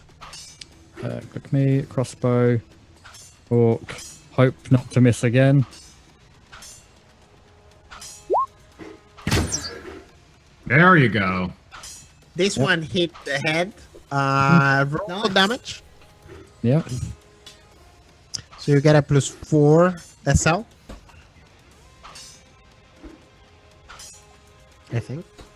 Maybe it's just 3. But yeah, we said 4.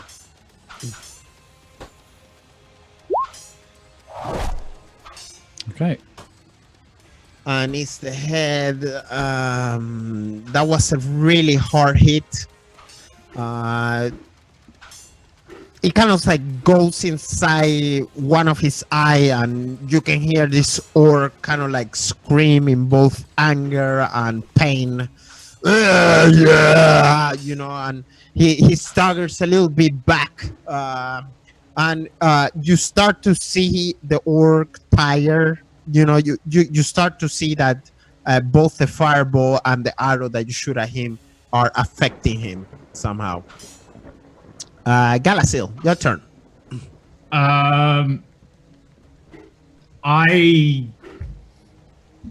Can I go like full defensive? I mean, they're all like coming right at me. Yes. Let's see. I don't have know no if idea they how that have works. Defense stance. I don't know if they have rules about defense stance. Maybe they do, but I have not found them in the book yet. Let's see. Combat.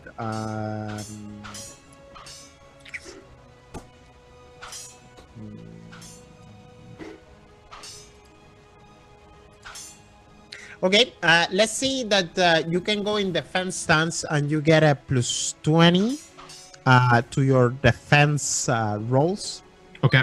Would that work? Yeah. Is that on top of the +10 I'm getting for the buckler? Yes. Okay. Indeed. Yep. Yeah, that sounds good. Good stuff. Sounds good to me. Yes. The orc is gonna try to take away the burning, because even if it's raining, it still Magical fire as well. yes. So that's a basic skills and it's a normal athletics roll. Let's see. He fail outstanding. I will say that the orc, like trying to take away the fire, kind of like the fire spread up, and like His arms on fire, his sleeves on fire. yes. Yeah. Now the orc is like screaming and he's burning everywhere, and he's running away like crazy from Rutger. And he takes another -1 on hit points. So he's kind of dying pretty much. Let's see. This goblin, they are kind of like ganging up on you, Galasil. Let's see. Outmaneuver 2 to 1. That's an average roll. So they get a +20 to their attack. Weapons, rusty sword, +20. There we go. Your turn. And remember, you get a. This will be this one over here. Okay, so number 3. And I get a 30 total. Yes.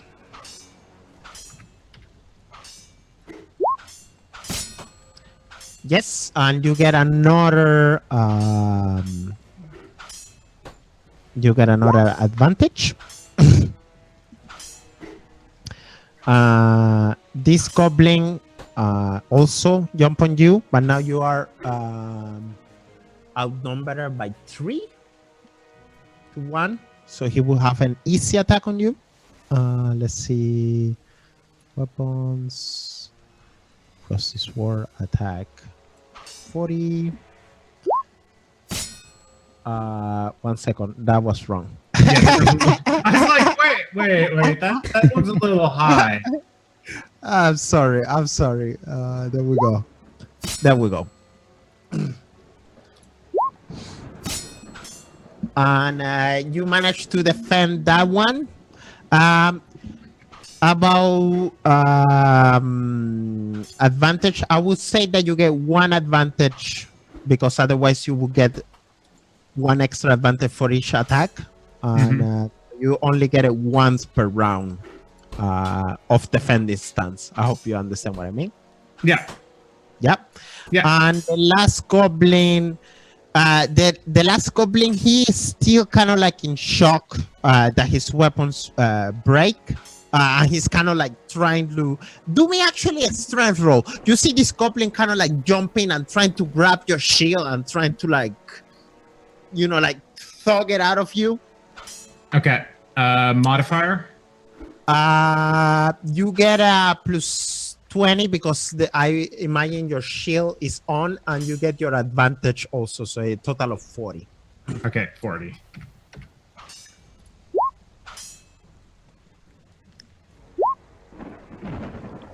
Yes, you managed to keep your shield in, as this goblin is like desperately trying to wrestle away your shield. Ivan, your turn. You remove one what's the name? Blinded condition. So -1. So you're only at one blinded condition. All right. I'm going to try and cast. What spell was it? I was going to do. I was going to try and cast Dart at one of the goblins. Yes. Modify nothing.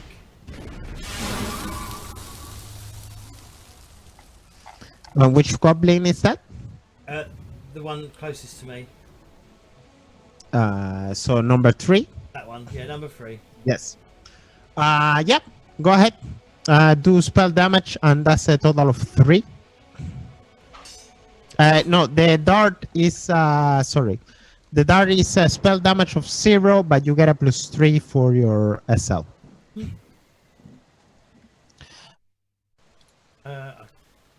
You also gain. The strength bonus is 0, is it, or is it 3? Yes, it's a spell damage of 0.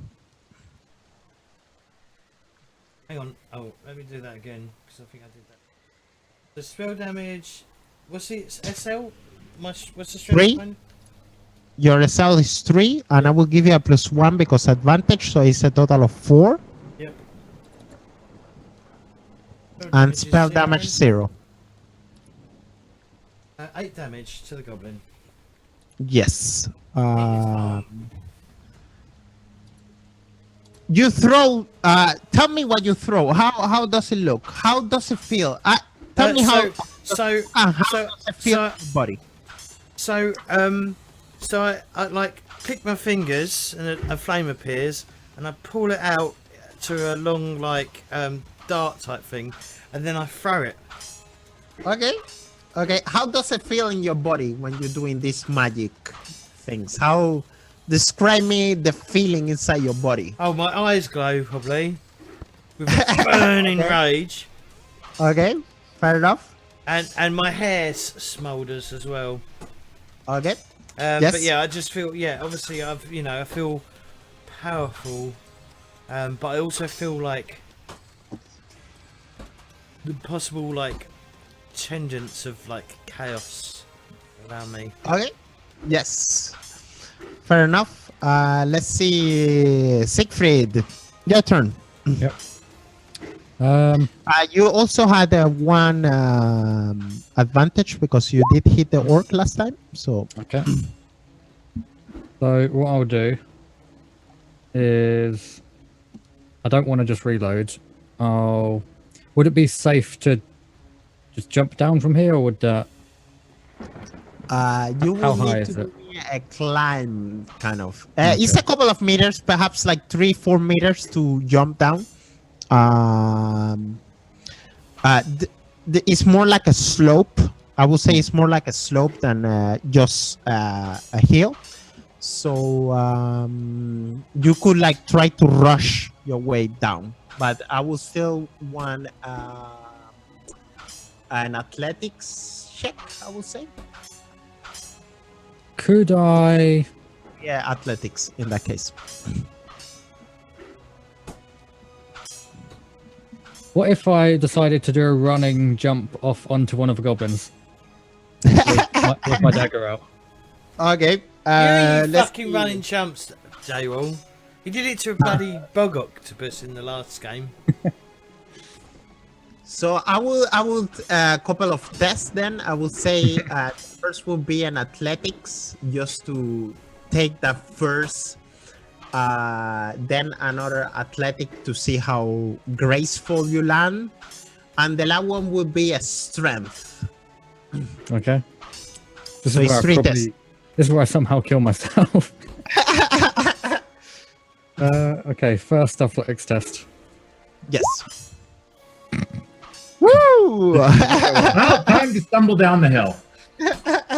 Just like snowball down. So I suppose with the rain, it didn't go too well. I slipped. You're running down and then you hit face face first. Yeah. Yep. I know. So It's not that much of a bugger up though. If you critically failed, that would be like you'd fall on your face. So you kind of like run, like this is like a slope, and you run down, and because it's wet, the ground is kind of like soft, and you kind of like get slipped. You kind of slip down all the way down to this way, and just land almost very close to the goblin. And I will say that at this moment you are prone. You kind of like fall in your ass. Yep. Yes, there we go. Galasil. I am going to try and smash the one that took the fire dart to the head. Or Okay. arm. So number 3. Yeah, so number 3. Yes. So, weapons. And it gets a plus 20 because the advantage, right? Yes. Okay.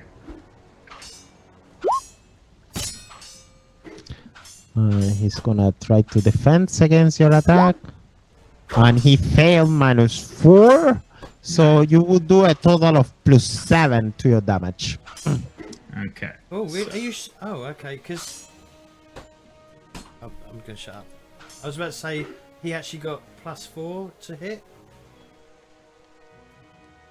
Okay, damage, target, and then so it says 7 SL.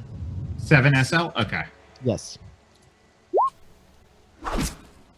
What? Yes. Do you want to describe how you kill this goblin, please? How I just killed the goblin? How Yeah, I crush his skull in. Like the mace comes down and it just like makes this disgusting thud as like probably the top of his jaw kind of juts outward from the mace, making space in his skull.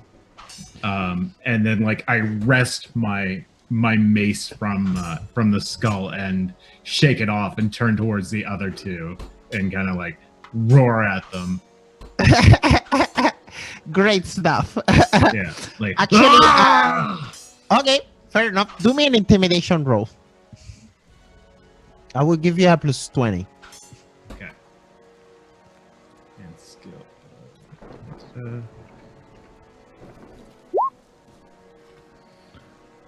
Wow, an astounding success.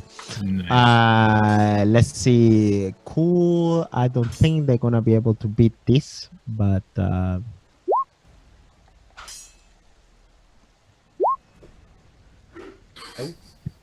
yes. Let's see. You managed to break the goblins around you. They kind of like as seeing as you smash this thing, and As you smash the other goblin and they meet and you intimidate them immediately, they kind of like get scared and you immediately see the panic in their eyes, even if they're outnumbering you. I probably kind of like finish the roar with like a bit of a wicked smile to my face, like I'm really enjoying this. Okay. And just in the distance, you can hear this orc going. The orc still is on fire. Let's see if he passes athletic roll. Otherwise, no. He kind of like falls prone and on fire, trying to turns around, and at this moment the orc also is prone and on fire. This goblin die. And these goblins, I think they have to flee. That's the only thing I can do. Must use your action and move to run away. Minus 10 penalty to other sets that running. Remove what go if not engaged. Plus 1 addition per SL. Okay, Galasil, you have attack of opportunity to one of the goblins. The one that doesn't have a broken sword. That will be this one. Yeah. So I'm gonna hit him with my mace if he's running away. Yes. Did I get another advantage from? Yes, you Okay. did. So now I should be plus 30. Okay, so then weapons, mace. Oh. You managed to fail that attack. He kind of like ducks somehow the goblin running, and he's running away from you, and he's running kind of into the woods here, and he's gonna try to climb next turn. This goblin also runs away. Let's see, 5, 6, 7, somewhere there, I will say. Ivan. And you remove your last blinded condition. Alright, I'm gonna cast Magic Dart again. Yes, you did get another advantage. Does advantage It's really add hard. to does advantage? Yeah, that's what I discovered. Does advantage add to casting? Good question. Let's see. Advantages and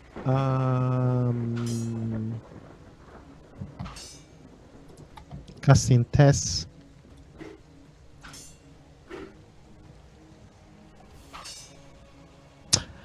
Let's say yes for today.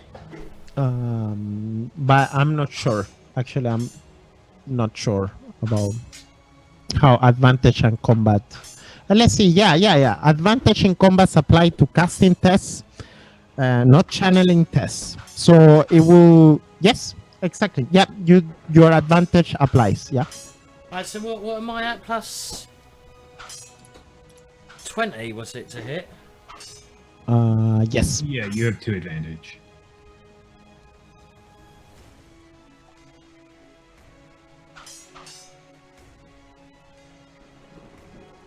Plus. Oh my! I failed. I rolled a 93.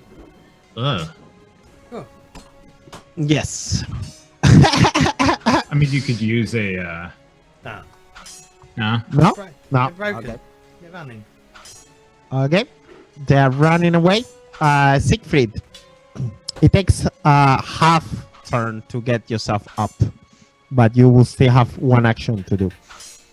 Can I spend a resolve to get up? Yes. You can do that.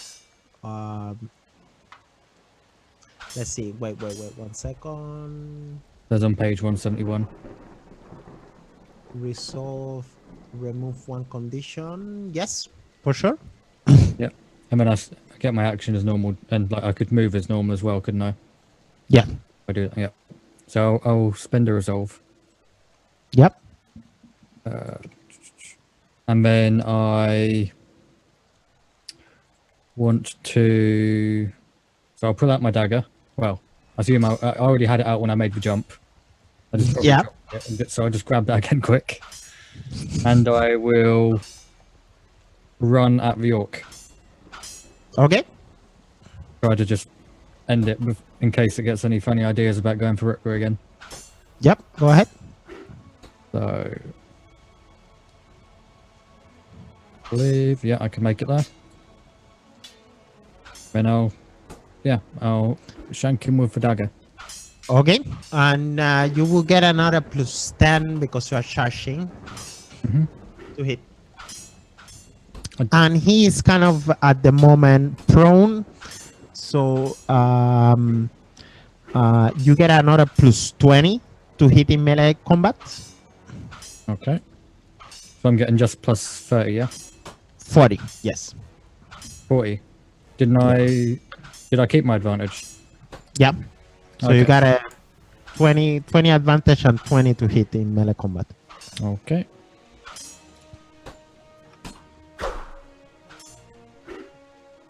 I want to re-roll that.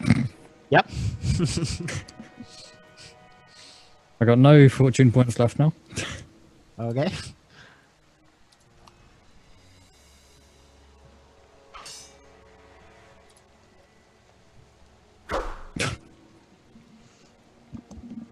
He is not in any way possible to defend himself. So I would say you are able to shank the orc. Can you describe the gritty way you kill it? Yeah. So I probably get a bit overzealous and I just repeatedly just keep stabbing at him. Like wanting him to die very much. Okay. The first swings that you take kind of like are useless. They kind of like get stuck in his armor, and in the same time this orc is on fire, so you're like carefully trying to like pinch him down, but after a while, you know, you get 1 or 2 or 3 and the orc kind of like and you manage to kill the orc also. Okay. There we go. Orc dead. Goblins running away. Galasil. Oh, sorry. Galasil, what are you doing? So the goblin that's over here, Yes, that one. he's trying to climb. he's trying to climb a tree. Trying to climb the slope. We will say Okay. this will be like a slope. Can I charge him and slam him up against it? What you mean? In which way? Well, like, yeah, like, can I like charge right and smash into him against? Like, how steep of a slope is it? It is a slope. It is like a vertical. No? So I can smash him into the wall then. Oh yes. Go ahead. Yeah, that's what I want to do. Is I Go want to ahead. like go over to there and just smash him into the wall. Yes. He's giving you the back, so it will be totally easy. So you will get a +60. So does that include my advantage, the 60? Nope. So a total of +90, and So this will total- be just added to your SL once you do damage. Okay, so then pick the target and +90.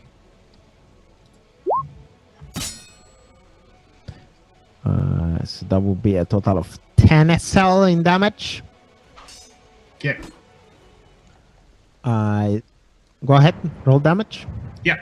Sorry, No, it's okay. It's okay. I'm fighting my cat. He's taking my attention. Yes, he's he's very dead indeed. So describe the gritty, please. I just smash him up against the rocks, like just kind of come into him and like clip him along the face and smash him up against the rocks, and his body just slumps over in this kind of like limp, bruised, broken heap. Like his neck's probably twisted around backwards, Okay, fair enough. and he kind of crumples to the ground. Yes. For all reasons right now, we are out of combat. No, there is one goblin running left. Let's see.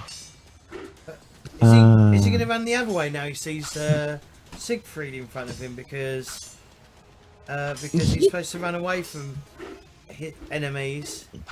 He will be probably running that way. Okay. So, if you guys want to do something, Siegfried or Ivan, you may do it now, or the goblin may run away. I was going to just cast thingy again. Okay. Dart. Go ahead. I was gonna dart in the back, I think. Yes. Have I lost advantage because I didn't do any damage? No, you did lose the advantage last turn because you failed the spin. Dart. Target. No modifier. Right, I hit. Yes, you did in the head. Yep. With 2 SL. Hit me in the head. Then I need to roll damage. So what's it? 3. It's SL. It's 3, isn't it? No, S. Yeah. Yeah. Is it 3? Or is it 2? No, it will be 2.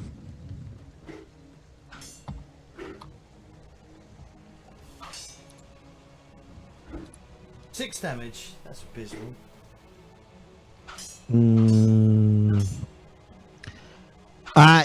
The goblin kind of like takes the hit. He's still running away. And it do damage him a little bit, but not that much. Siegfried, do you want to take any action? I'll also run up to him.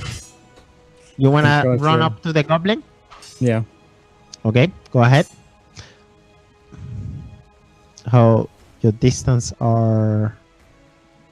Yep, you can. That's enough.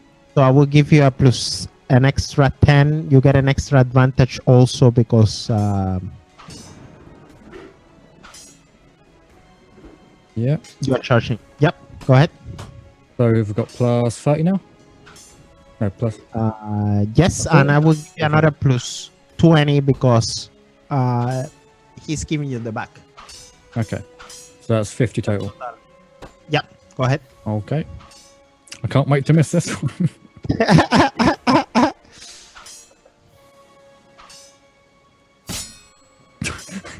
There we go.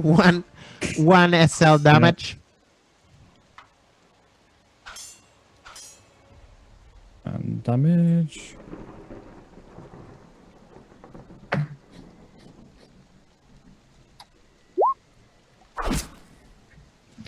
Another 3. There we go. You guys are bringing him a little bit down. Galaxy, what are you doing?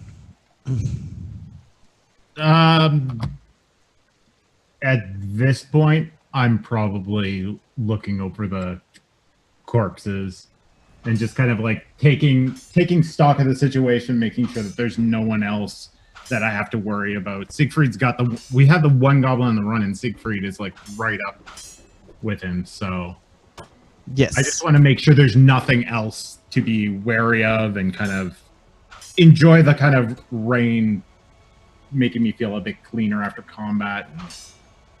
Do me a perception roll. Okay. Let's do a perception roll. Any modifier? No modifiers. Complete failure. Yes, you take a look around. You still feel a little bit stressed because you don't know if it's more enemies around. But for what you see, it seems that there is no combat. But you don't really know that if something else may be hidden somewhere or...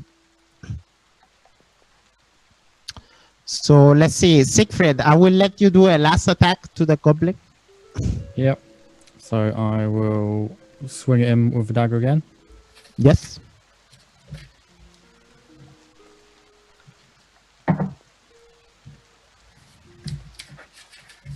that'll be 60 now.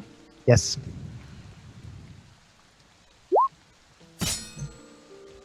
total of 8 damage. I think that would be sufficient. I hope so.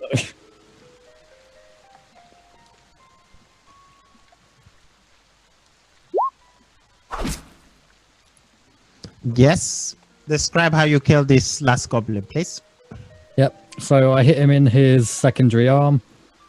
So let's say his left arm. And I kind of like, because his goblin is quite like small, and even though the dagger's quite small, I kind of swing at it and lop his arm off. And he just falls over and just bleeds out. Yes. Excellent. So we are out of combat at this moment. Let's see. I want all of you to do me.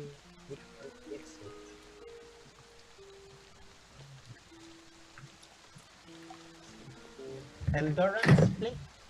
Yes, everybody do me an endurance test. A what? And endurance. Yep. It's under basic skills. Under Yes. basic skills? Okay.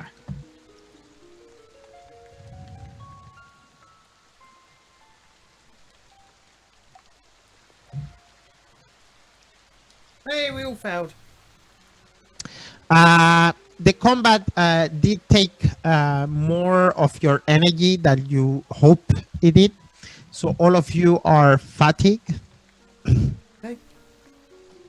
So all of you take 1 point of fatigue.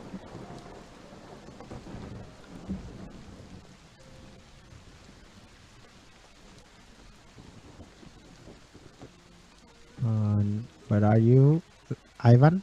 There we go.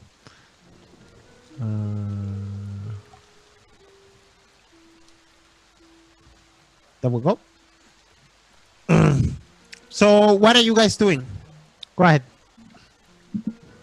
Combat is over, by the way. All right, well, I'm going to come down off my little ledge. I'm searching the goblins for valuables or anything. Yep. I'll kind of rush over to Rutger as fast as I can, despite being a bit fatigued, and find out if he's all okay and if he needs any like assistance in, I suppose, like any medical help, that kind of thing. Yes. Let's see. Galasil, roll me 1d100. 1d100, okay.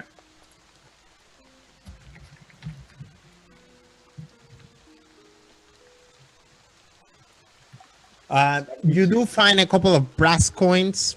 There is also big, what's the name? Like a couple of ears together, sewed together, making like a small collar, like a pendant kind of with ears.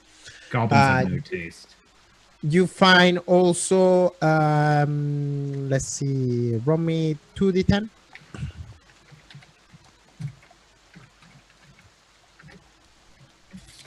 About 16 brass coins in the around. So take another extra 16 points. Let's see, Ivan, what was the thing that you were doing? I'm just coming down from the hill.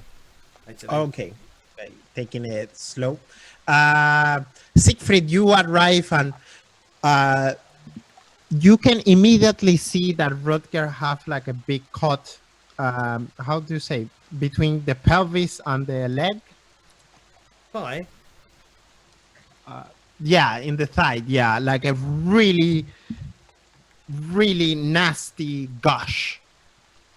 He kind of like looks at you for a moment, and he's like, Siegfried, you are here. You're here, my friend. And he kind of like black out. He kind of like goes unconscious. What is your thoughts? So I've known him for a long time, and I don't want anything to happen to him. So like I kind of just fall to my knees a bit, and like I shake him, like I'm like, Rutger, wake up! Like not you too. Yes. You are like trying to wake him up, but he kind of like, he's breathing, but he's not reacting to your pushes and stuff like that. I want to come. I want to check this coachman. See if any of them. Yeah, I want to check the coachman. Okay. Yeah. Actually, no. I'm going to go first. Check the doors of the coach to see if they're locked and who's inside. Yes. You kind of like try to open the door and it's locked. Are there windows? There is windows, but there is like not net. What's the name? Like Curtain? yeah, curtains exactly. Over.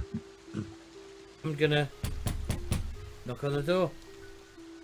Open up! Let me away! Let me away! Let me be! Let me be, please! That's what you hear from inside the coach. Oh, we're from the inn down the road. We've come out to rescue you. Rescue me? Oh, bandits is what you are! Leave me alone! He says. Is it he or she? It's a he, Oh, okay. but he's very, very feminine, scared voice kind of at the moment.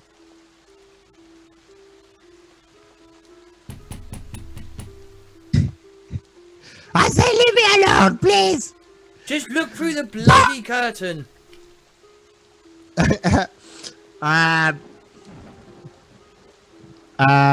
What are you doing, Galaxy?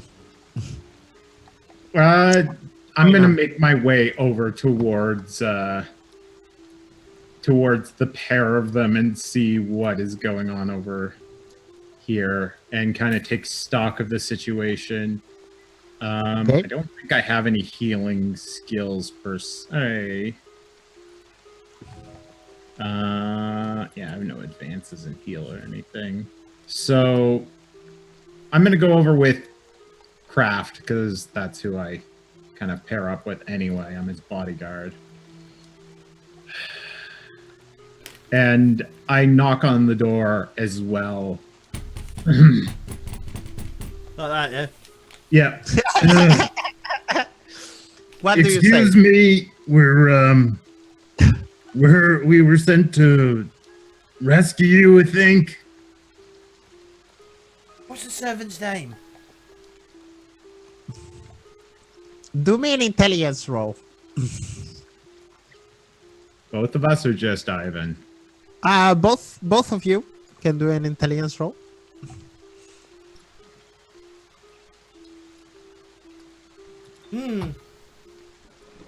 Oh, fucking well, maybe. I've got +0. You guys didn't remember to ask what was the servant's name or any details. A servant. I described the servant. Big bag of money. He, after a while of like back and forward, somebody kind of like open up a little bit and he looks at you guys and he's like, who are you? Who are you? What do you want? Please don't rob me, please. Please, I give you whatever you want, please. Don't hurt me. I'm Ivan, and this is Galazil. I'm sure that if you pay us a fair wage, we can get you to town. Okay, but please don't hurt me. Safely to town. All of you, do me a perception roll.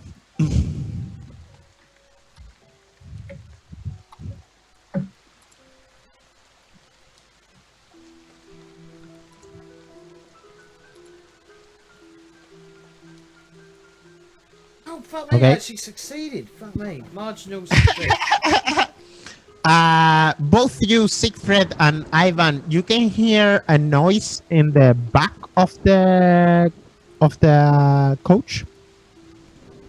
What, coming from inside or around the back of the coach? Outside, in the back.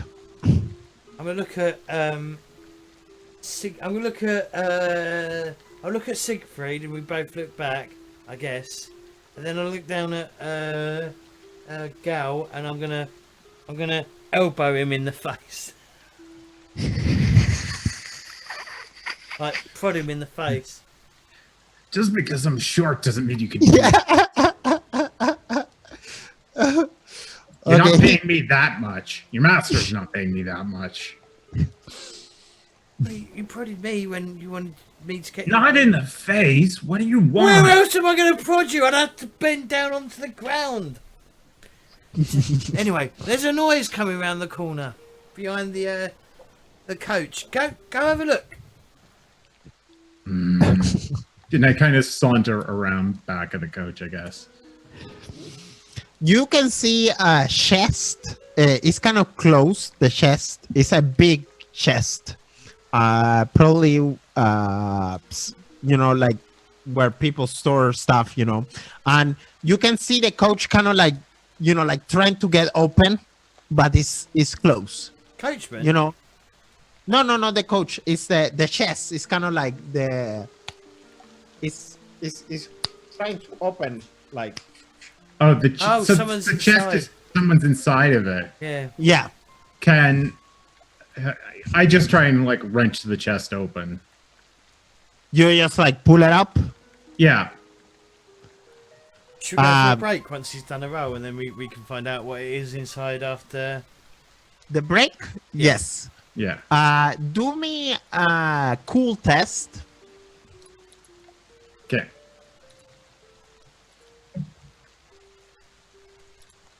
Any modifier? No modifiers. No modifiers? Okay. 2 successes. Yes. You open the coach, and what you see is, and we take a break. Thank you. I'm busting. Right. We'll be back in a second. Back. Hi. Yes. Now, Galasil, what's your biggest dream? My biggest what? Dream. Dream?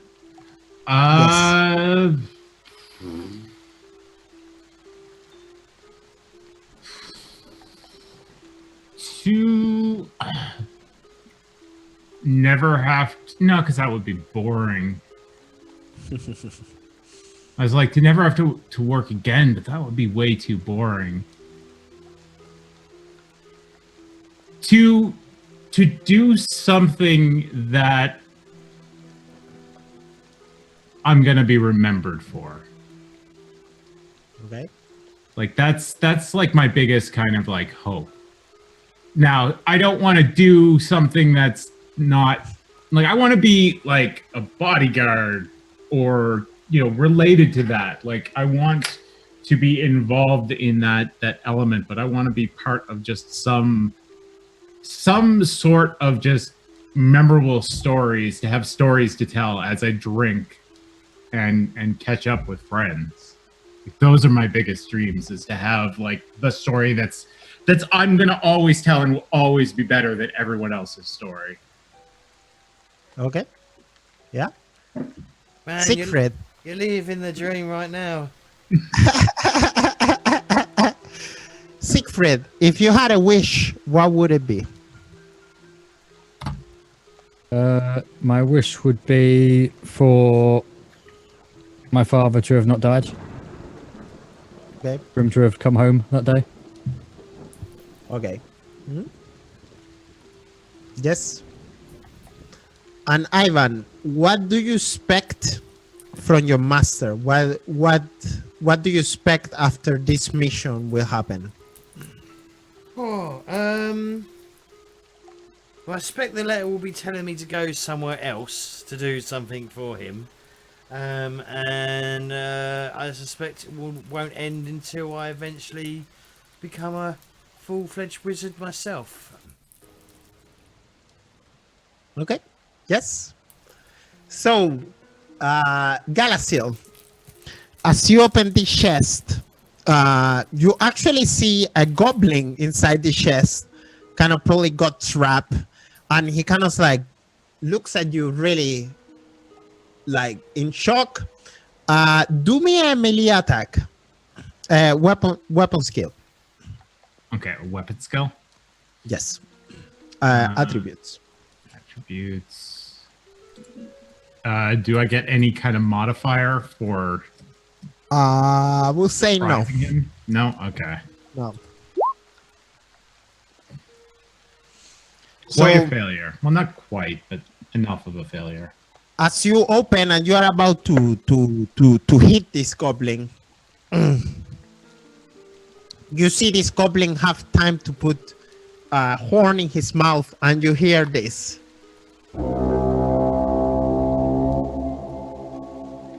He blows his horn.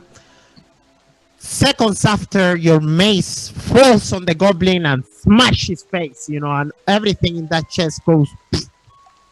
But a couple of seconds after, you guys hear this.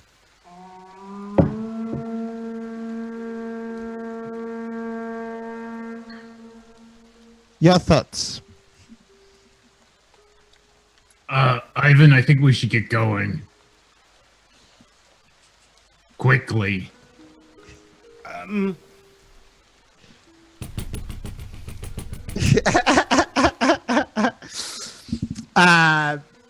with us if you want to live. The man inside kind of like opens the door, and he looks around, and he's kind of in shock seeing all his stuff kind of in the floor, and he's like, what happened here? What's going on? All my things are in the floor. Come on, pick it up, hurry. I slap him in the face. Whoa. If I can reach his face. No, you don't I want guess to do I that. can't. Don't want to do that. You want to slap him in the face? Well, I want to. I'm probably way too short. If he's up above me in the carriage and I'm standing on the ground below him, it's just not physically possible. Not But physical plus. I want to smack some sense into him is what I want to do. Uppercut him. There yeah. is a goblin horde coming this way. He needs a smack. Wow. You can see this guy. He's like very well dressed, noble garbs. He have like this fancy mustache, like really long mustache, and he kind of like have this out of arrogance somehow, so, like a noble kind of thing, and he kind of like goes down of the couch and kind of like have push you, both of you, Ivan and Galasil, and he's like, oh, look at this, all my stuff is wet. Yep. Oh, my things. And he's like, what is Rutger? Rutger? And Your insides are going to be like that if you don't hurry up. There's a whole horde of them coming. Didn't you hear that horn? horn, I didn't hear anything. Pick up my stuff. They're getting wet. I maybe give you a chilling if you pick it. Come on, hurry, he says. I look to Ivan. I was just going to step back and go, let's start running. Running? But we cannot leave my things here. No, you can buy new stuff. Let's go. And he kind of like gets close to Rutger and like, he's like, hey, is he sleeping now? This is not time to sleep. Why you hurry me? Look at him, he's sleeping. And he's like, and you, do you know Rutger? And he's kind of pointing at you, Siegfried. Yeah. So I get up from my knees and I just look at him and I want to look at him like very intimidatingly. Okay, Like, do me an intimidator roll then.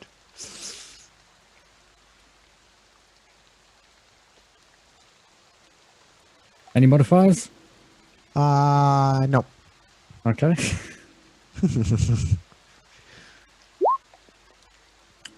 Ooh, imagine a failure. Okay, what were you going to do? Tell me. Yeah, so I want to get up and just like look at him like, do you see his leg? Do you see all the dead bodies around here? Do you see this orc? Do you see these goblins? Do you want to be laying down with them? He's like, no, of course not, but he's responsible. He's responsible to bring me to the what's the name? CORP the bloody cough in, and look at it. All my things are on the floor. You are responsible. You also are responsible. And he kind of like point at both of you, Galasil and Ivan and Siegfried, and he's like, pick up my stuff. Hurry, pick up my stuff. He says. Okay. I just say, your servant sent us. Wanted to make sure that you made it safely, so we will do that. But you need to shut up, and you need to come with us. I'm going to quickly check in the back trunk to see if there's a letter for me. Yes. You can see a letter sealed by the College of the Bright Wizard I'm Order. going to take that and put it in my thing. Yes. And then I'm going to start walking far. How are we going to get Woodgut out? Carry him. Carry him? Yep. Do you know how much a person weighs? I'm not leaving him behind. All right, Gal, can you grab the other end of this human, please?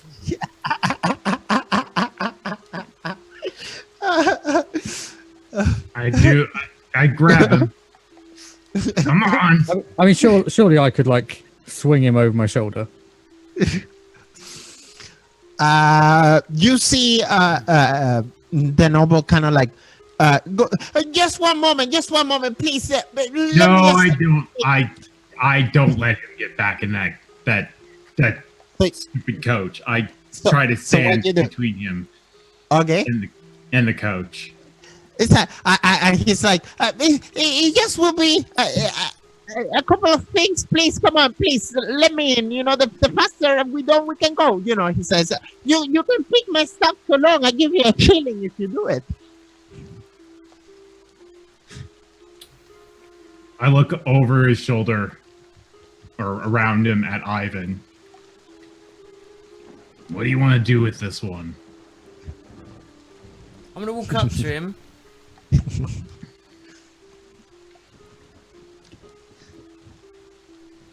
I want to do this? Yeah, fuck it. I'm going to do this. But I'm going to walk up to him, place my hand on his head, and cast Dazzle. Okay, fair enough.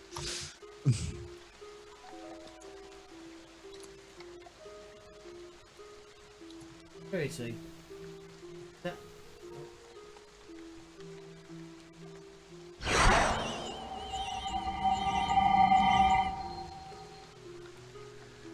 Yes. You see this noble? He's like, oh, what's going on? Oh, and then I'm going to take his hand. And then I'm going to take his hand and start dragging him away from the from the coach. Yeah, back towards the inn. Yes. On the distance, once again, you guys hear.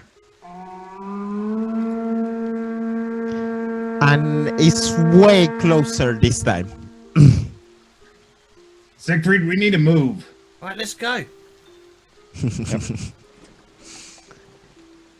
So how are you guys carrying out Rutger? Actually, I'm going to give Gal to. I'm going to give the noble to Gal, lead him away, and I'm going to set fire to the coach. You're gonna set fire to the coach? Yes. Okay. Yes. Don't know what I need for magical flame though. It's a inner spell. Yeah, I'm just gonna set fire to it. Hopefully the burning coach might draw their attention to it. Okay. Yes. As a distraction. From a really long distance, this is like perhaps 150 meters.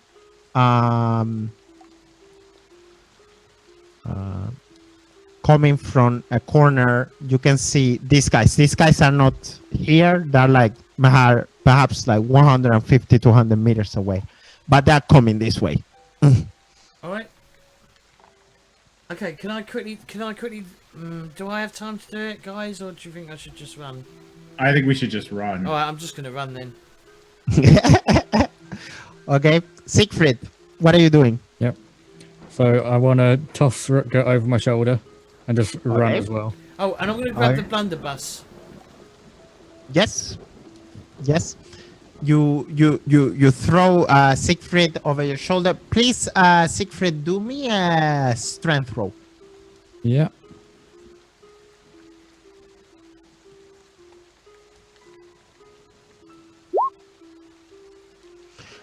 You no problem. You kind of like pull him up. You've been lifting what's the name, Rutger many times before. He's a skinny guy, no problem. You take him on the shoulders and you guys like starts to run away.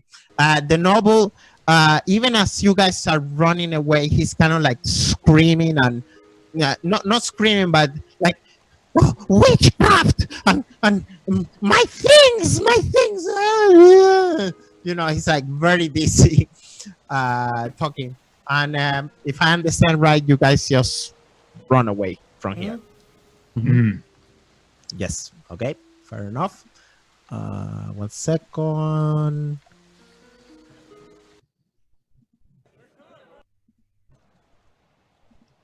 It takes you guys most of the afternoon. By the times you guys are back again to the blood calf, is late afternoon, almost night. I think it's dawn. No, dusk.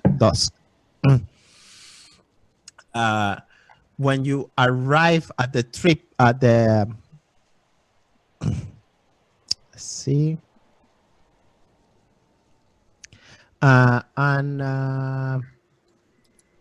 See, token. All the way back, the noble has been yapping and screaming and being pain in the ass, and he kind of like have threatened you guys for a while.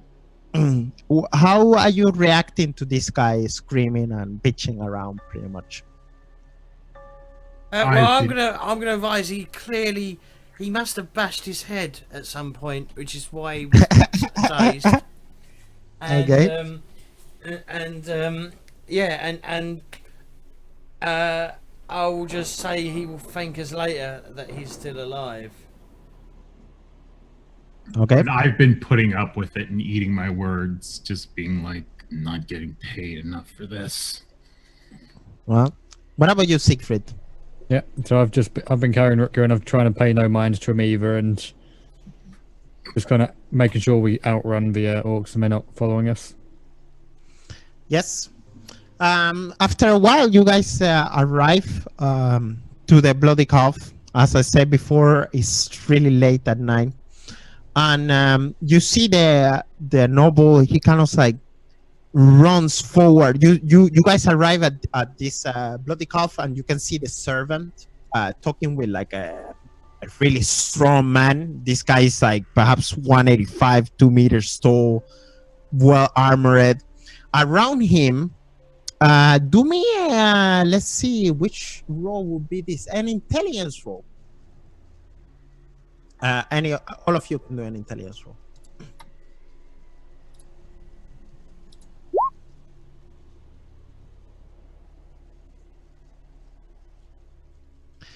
Yes.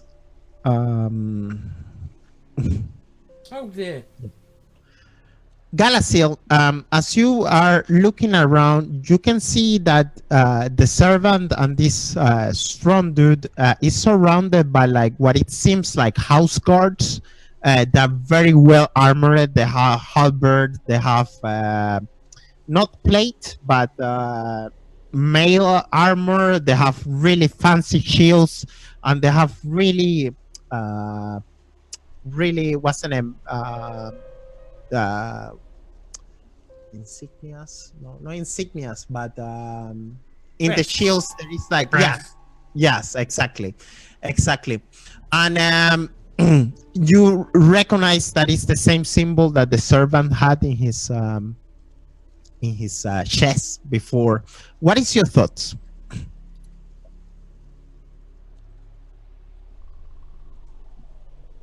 Galaxy.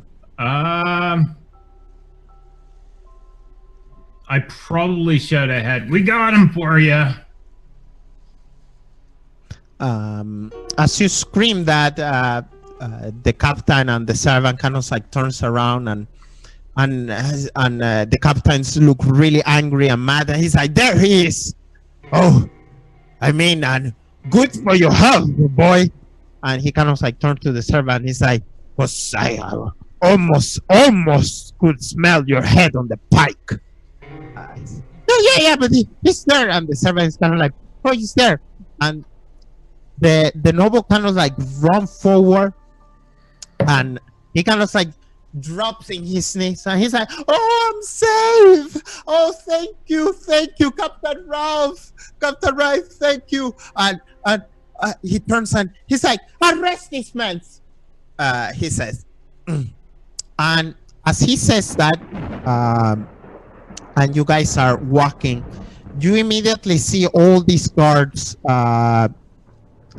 turning to you guys and kind of like point their halberds to you guys, like trying to put you in like an they surround you really fast, very organized guards, and the captain says, drop your weapons or die, he says.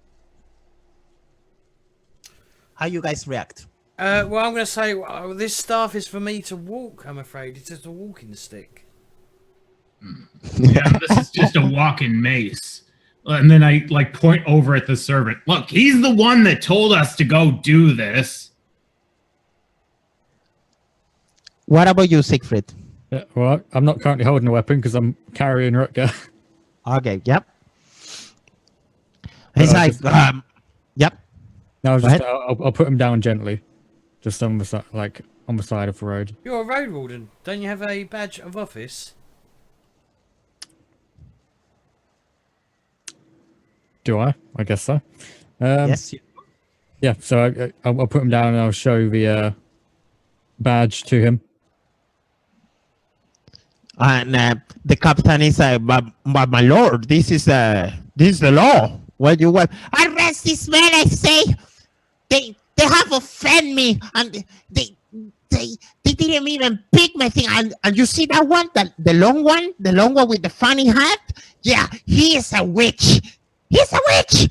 I'm telling you. Don't be silly. He bumped his head on when he got out of the carriage. Do me a charm roll to see if this fly.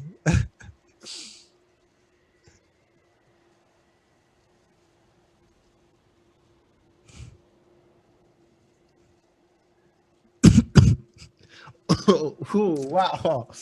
I'm the gonna captain spend yes. my fortune, one of my fortune points. Give myself +1 SL. Proceed. Yes. The captain kind of like turns around and he looks at the noble, and the noble, he's still a little bit dizzy, I guess, from the last time you used the spell. So he's like, yeah, perhaps you have bumped your head, sir.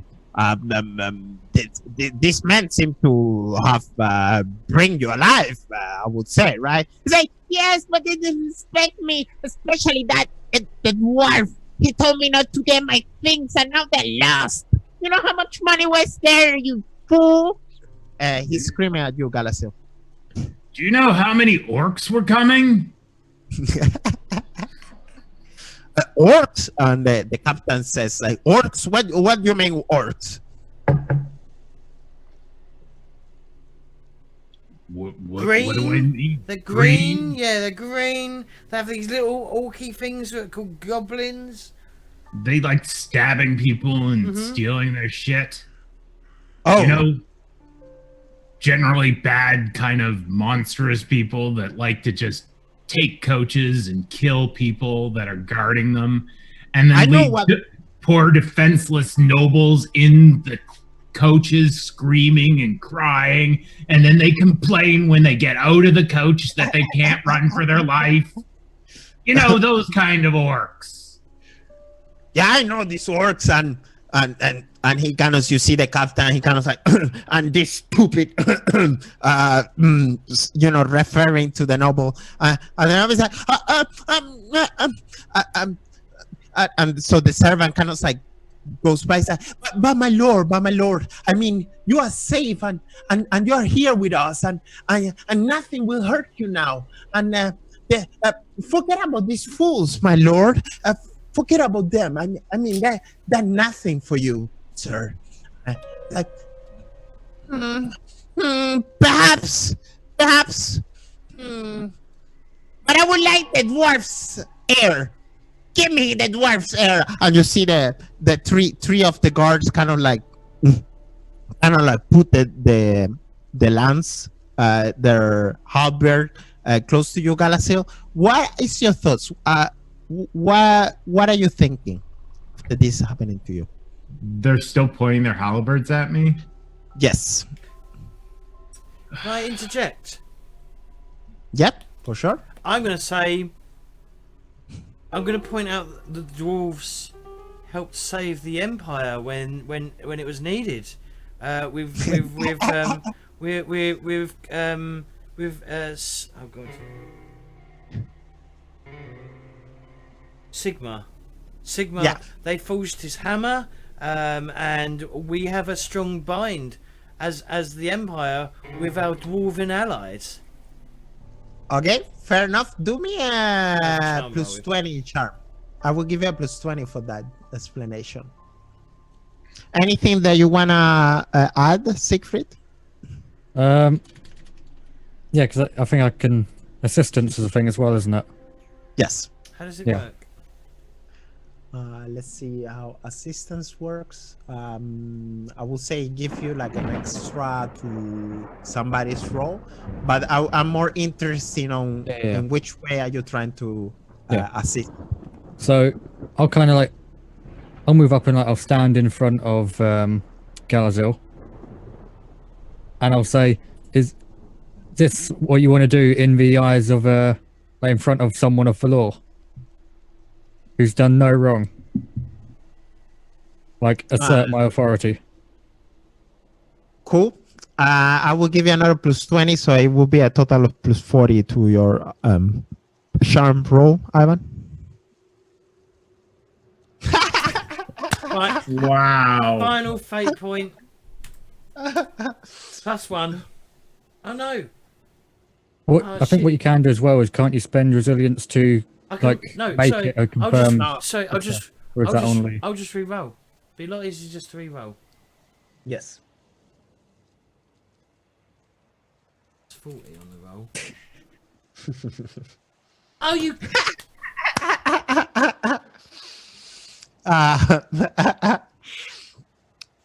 Let's see. Immediately the guards kind of like surround the Galacil, and somehow you hear Ruth get up and stop.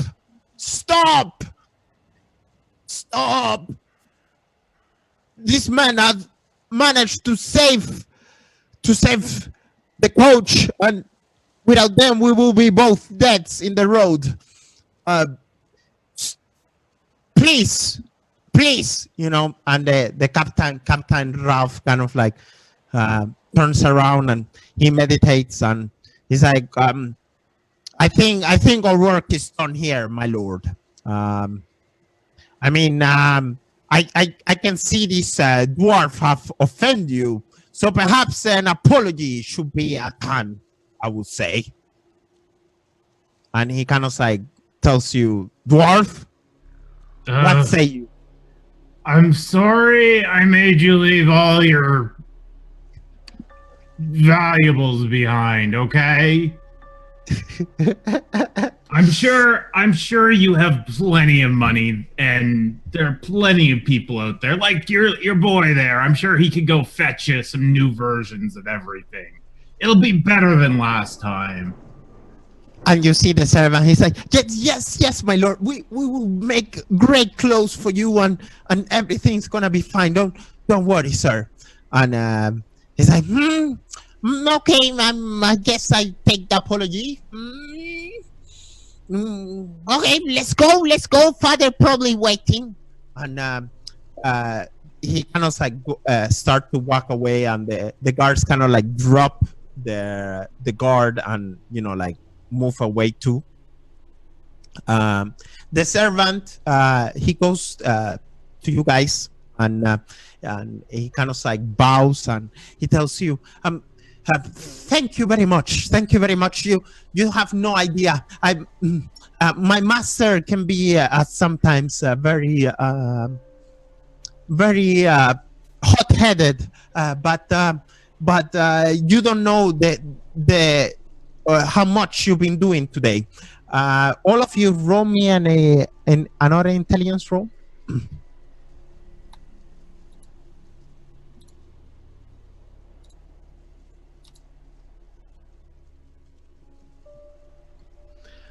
Siegfried, you do recognize the crest of the servant, and you immediately can see that this is from a really, really powerful family across the Reichland.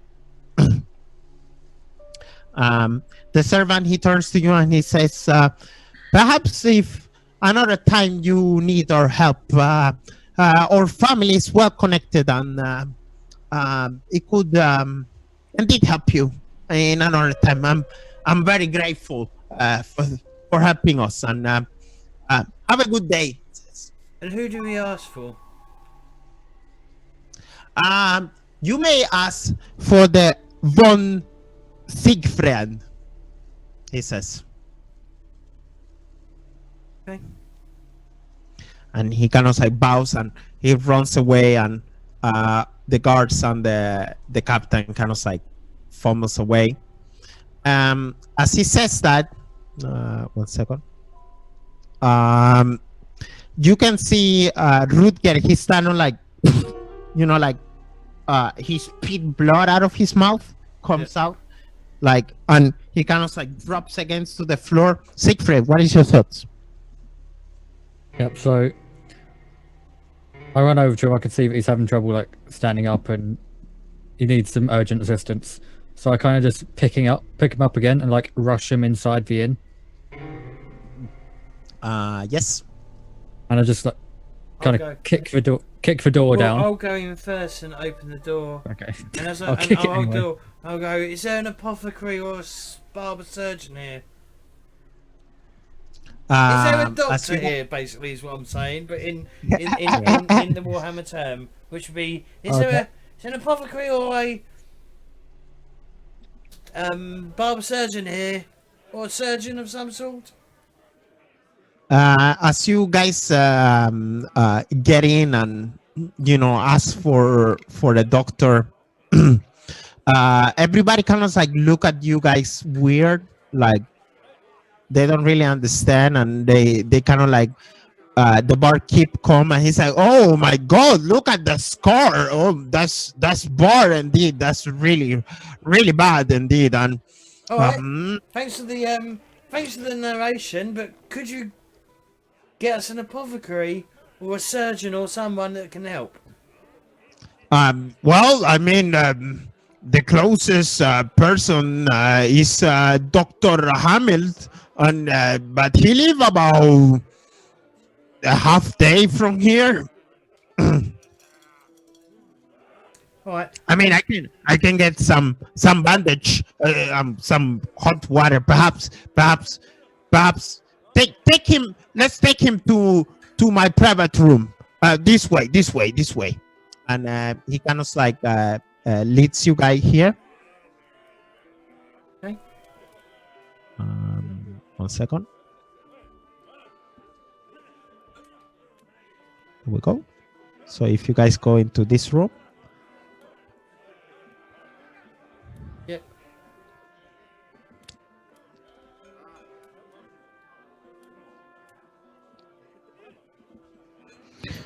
There we go. And who's missing? Me. Okay. Well, you doing something else or? No. Nope. He kind of like, I will get the bandage right away, and he kind of like goes inside and to the bar. As you guys get inside this room, Rutger Aben kind of like holds your arm, Siegfried, and say, "Oh boy, oh, thank you for saving me. Thank you for saving me again. I know this is not the time, but I must ask for you for a favor." And he kind of like, he's like shaking and stuff. He kind of like brings up a note, and he says like, please give this note to Matilda von oh fuck, I forgot her after name. Von something. Please, my boy, could you do that for me? He says, Siegfried. Yep, of course, Rutger. Whatever you ask of me. And as he says that, his arm that is holding you kind of like lose power, and it kind of like drops. And as you look at Rutger Aben, he just died in front of you. What is your thoughts? All over the place. Orcs again! Curses orcs! Tell me how your mind, how Siegfried, what's going on in Siegfried's mind right now? So I don't fall to the ground this time. I realize what's happened and there's nothing I can do. I just kind of like, he would have been put on the table in that room. Yeah. So I just like pull up the chair and just kind of sit next to him and just like grip his arm. And just kind of like rest my head in his chest. And Galazil probably turns to Siegfried and is like, boy, I think it's time we both get ourselves some drinks. I just leave my head there. Okay, And fine. I go to get like some hard ass alcohol. There Yeah, is they some do. Kislevian vodka in here. It's expensive though, but about five shillings the bottle. I mean, didn't the servant give us gold crowns? Yeah, each of you got one gold crown. Yeah. So I spend part of my gold crown on the bottle of vodka and bring it back with like a trio of glasses and just pour shots for each of us and say to your friend, Hi. I just like very sadly just like grab the glass and just like toast it and just like down it. Okay, perfect. Do all of you both humans do a consume alcohol test.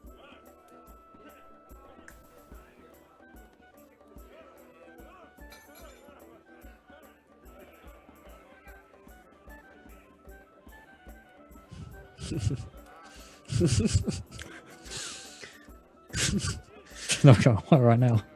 Okay, perfect. Siegfried, this day has been too much. Once again, you feel your stomach rumbles, and once again, the little food you had before, once again, you feel it back in your throat. Puke up all over the body. So yeah, you puke all over Rutger Aben. God damn. I'll go out and get some water. And as this happened, the scene kind of like fades to black, and we ended here. I hope you guys have fun. That was really good. I had a really good Fucking awesome time, man. Like, Great stuff. So let me get your intakes about 4th edition. I mean, we didn't test everything because it would be a little bit overwhelming, but what are your thoughts about 4th edition and about the game? Who wants to go first? I mean, I really like 4th edition from what I've played of it. I mean, this is only the second time I've played it. But it definitely seems to have a lot of fun to it. The advantage seems like it's a lot to manage, but like once you kind of make sure you remember it, then it's fun. It's just always trying to be like, okay, how much advantage do I have? Like it's a resource that you have to plan and make sure you remember and everything. And that's the challenge I have to it, is remembering all of the different like bits and bobs. Mm-hmm. But I enjoy it. Yes. Anyone else? I'd say as well. I had a lot of fun with it. I think especially like the use of like macros and everything around like on Roll20 makes it significantly easier to track stuff like advantage and health and fortune points and all that kind of thing. Just getting used to the differences from 2nd edition really, but it's definitely had a lot of fun with it and definitely enjoy some of the changes from 2nd year. Okay, cool. I fuck no. What about you, James? So this is like the second time I played it. Played. The second time I played it, and second time I've played it 3 times. Played it twice, won it once. I can see like it works better with visual stuff on the table rather than just trying to do theatre of mind, especially over like Roll20.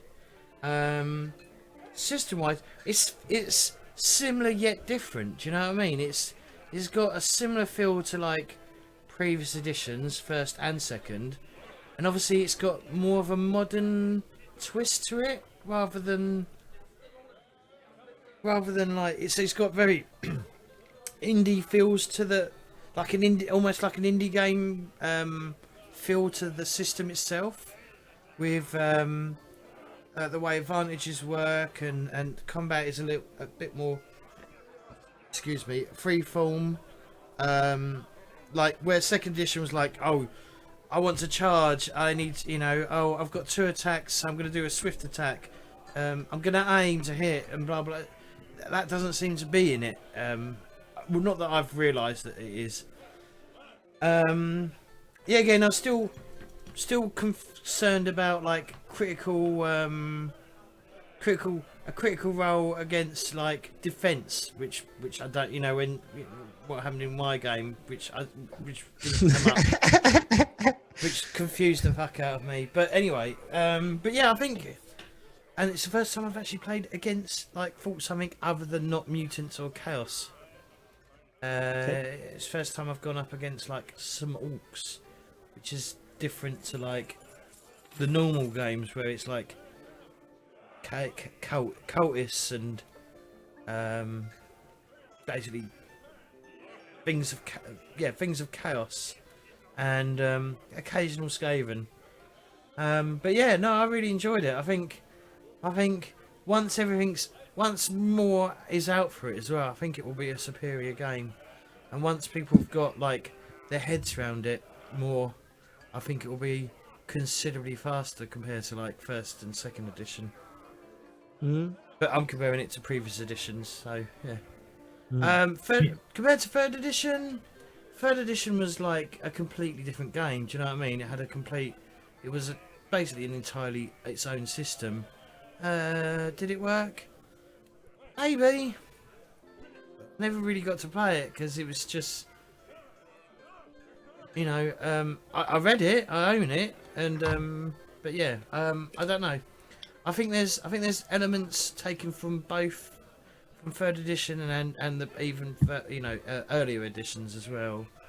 But yeah, am I just waffling? No. Yeah, see, I come at it from like a perspective of not really having played much Warhammer before. So you have a very different perspective on it than I do, just because you can actually compare it to the other editions, where I've played, I think, 1 game of 2nd edition and 1 game of 4th before now. What about comparing it to say D&D though? If you can, because they are two different. I mean, I don't know if you can, because Warhammer's you're the fucking common folk that get trodden on, and D&D is more you're the hero, like you're great hero. You know, you're like the grand heroes. I mean, I really appreciate success levels. Like, I really appreciate any kind of game that has success level mechanics to it, because it drives me crazy having that kind of Roll20 system of just like you succeed or you fail, and you know, there's no reason to bring the narrative into the rules with a lot of Dungeons and Dragons. I haven't played 5th, so I can't really compare on that regard, but I really appreciate having a system where it really brings the narration into the dice rolls, instead of it just being pass and fails. And it just becomes, because with that system, it becomes so boring. It's either you hit or you don't hit, and it's, you know, it's like, okay, yeah, next. And I agree. And as Teridium says, it helps to have a great GM. So not me. No, of course you are a great game. My intake from 4th edition is that it's gonna be a great game once you get used to the rules. I mean, today I was trying to remember rules, and I have like in front of me I have 5 pages full of rules, and it's so overwhelming. But then I think a little bit back that it actually took time to learn 2nd edition. Once you learn 2nd edition, you know the rules and everything flows, and the same was with 3rd edition. So right now my intake is like to get more games out so people can learn how to play the game by seeing other people playing the games. Also, something I have to say about the book is like there is so many rules that are hidden inside the game, inside the core rule book, and I hope it gets easier once the physical book is here, because playing online and reading PDFs and is very, very tiresome. So I'm hoping for that, and I'm also waiting for the starter adventure pack, and I hope I get to see the mechanics, how they should be playing, and how to balance the game. Mm-hmm. But I definitely believe I can say by a fact that 4th edition is already better than 3rd. Because it takes the element of 3rds and kind of like put them on 2nd edition, and that's great stuff. I mean, so, and as you guys notice, I come from 3rd edition. That was the first roleplay game too that I did. So I'm very 3rd edition was very token. Still theater of the mind, but tokens are very important in 3rd edition, for what I believe. So yeah. But I hope you guys had a good time.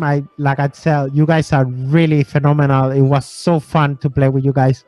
I was laughing all the time. Somebody wrote somewhere that I had like a really really loud laugh that maybe is breaking the ears. I hope I didn't disturb nobody, but I was having a bomb. So thank you very much, guys, for this. Thank you for running it. Yeah. It saves me a headache.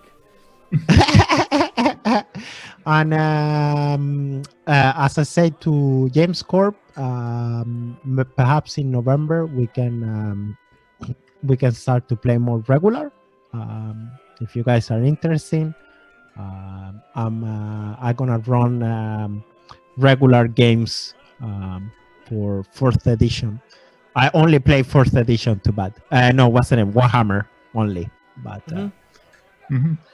so thank you very much. Thank you again. For this.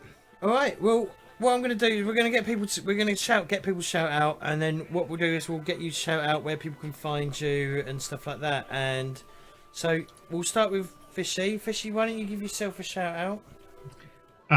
Well, I am Potato Fishy, and I am planning on streaming some more in this month of October. It's still kind of a work in progress, but I should be back to regular streaming before the end of the year. So you can follow me on a bunch of stuff at potato_fishy, but it's James's birthday. You should follow James. You should give him some bits. He does a lot of work in the background for managing a lot of stuff, and it's a thankless job. So Thank you for the 100 bits. Most appreciated. Yeah. Happy birthday, James. Thank you. J-Wall? Yeah, I'm J-Wall, as you know by now. You can find me around on many places as J-Wall7Z because someone always steals the name J-Wall. As Fishy said, it is James's birthday, so make sure to give him a follow and support him in any way you can, subs, bits, etc. But if you want to know where I am, yeah, like I said, anywhere, Twitter, Facebook, etc., mainly Twitter. You can join my PTG Discord, which is where James also is. And I'm here on Mondays and Thursdays for Blades in the Dark and Warhammer. Yeah. Danny, where can we find you? Well, you guys can find me at the Ratcatchers Guild. I'm a moderator, Danilo Hammerstorm in the Ratcatchers Guild. Can you get me a link? Can you get me a direct? Can you get me a Discord link? Yes. Let's get you links. Give it to me on in Zoom, and then I'll post it up. Or J-Wall, if you can find it before anyone else does. How do I get the links for Ratcatchers Guild? That's a good question. Let me check, because it might be on the Facebook page. Sorry for this. We're just gonna get the links. Yes. You can also find him on PTG as well, because he's in the PTG channel as well. Yes. This one. Let me check. People that game, I can recommend that channel too. A lot of good mojo in that. People doing a lot of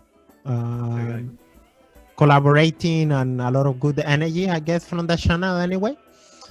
And I will be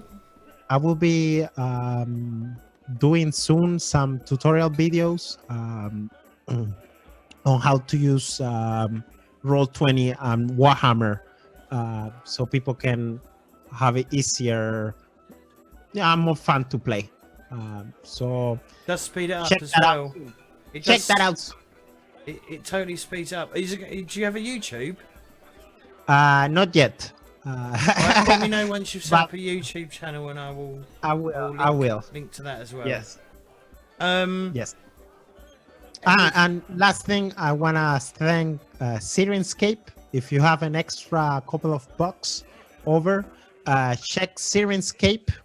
By the way, I'm not getting in any way money of that. I'm just telling you from my own experience. It's great for music and sound. They do really hard work. And I don't think everybody got to see the battle maps by the stream, but I also recommend heroic maps. Great stuff. If you have some bucks over, they do really nice battle maps. So that's what I wanted to say. Thank you. I'm just looking it up. Where is it? Sirenscape, isn't it? Yes. Oh, I've only got the forum. Got the link. Let's see. Sirenscape.com. I posted on the. Throw it in. Just give it. Okay. Yes. All right. You're and right. Then heroic maps.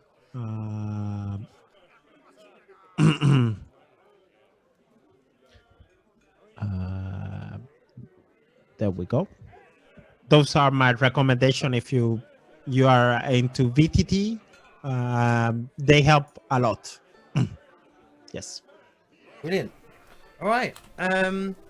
Well, guys, thanks everyone for hanging out today. Most appreciated. It is pretty much the end of the day, so my birthday is now over.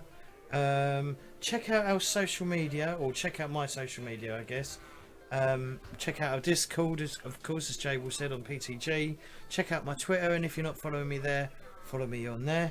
Check out my Facebook because sometimes I post quite often on there, and YouTube if you want to catch up on any vlogs. Check out the YouTube video, and this will be up on YouTube probably tomorrow. But other than that, we're going to say goodbye to YouTube for now. Speak to you later, YouTube. Bye, YouTube. Bye. Bye.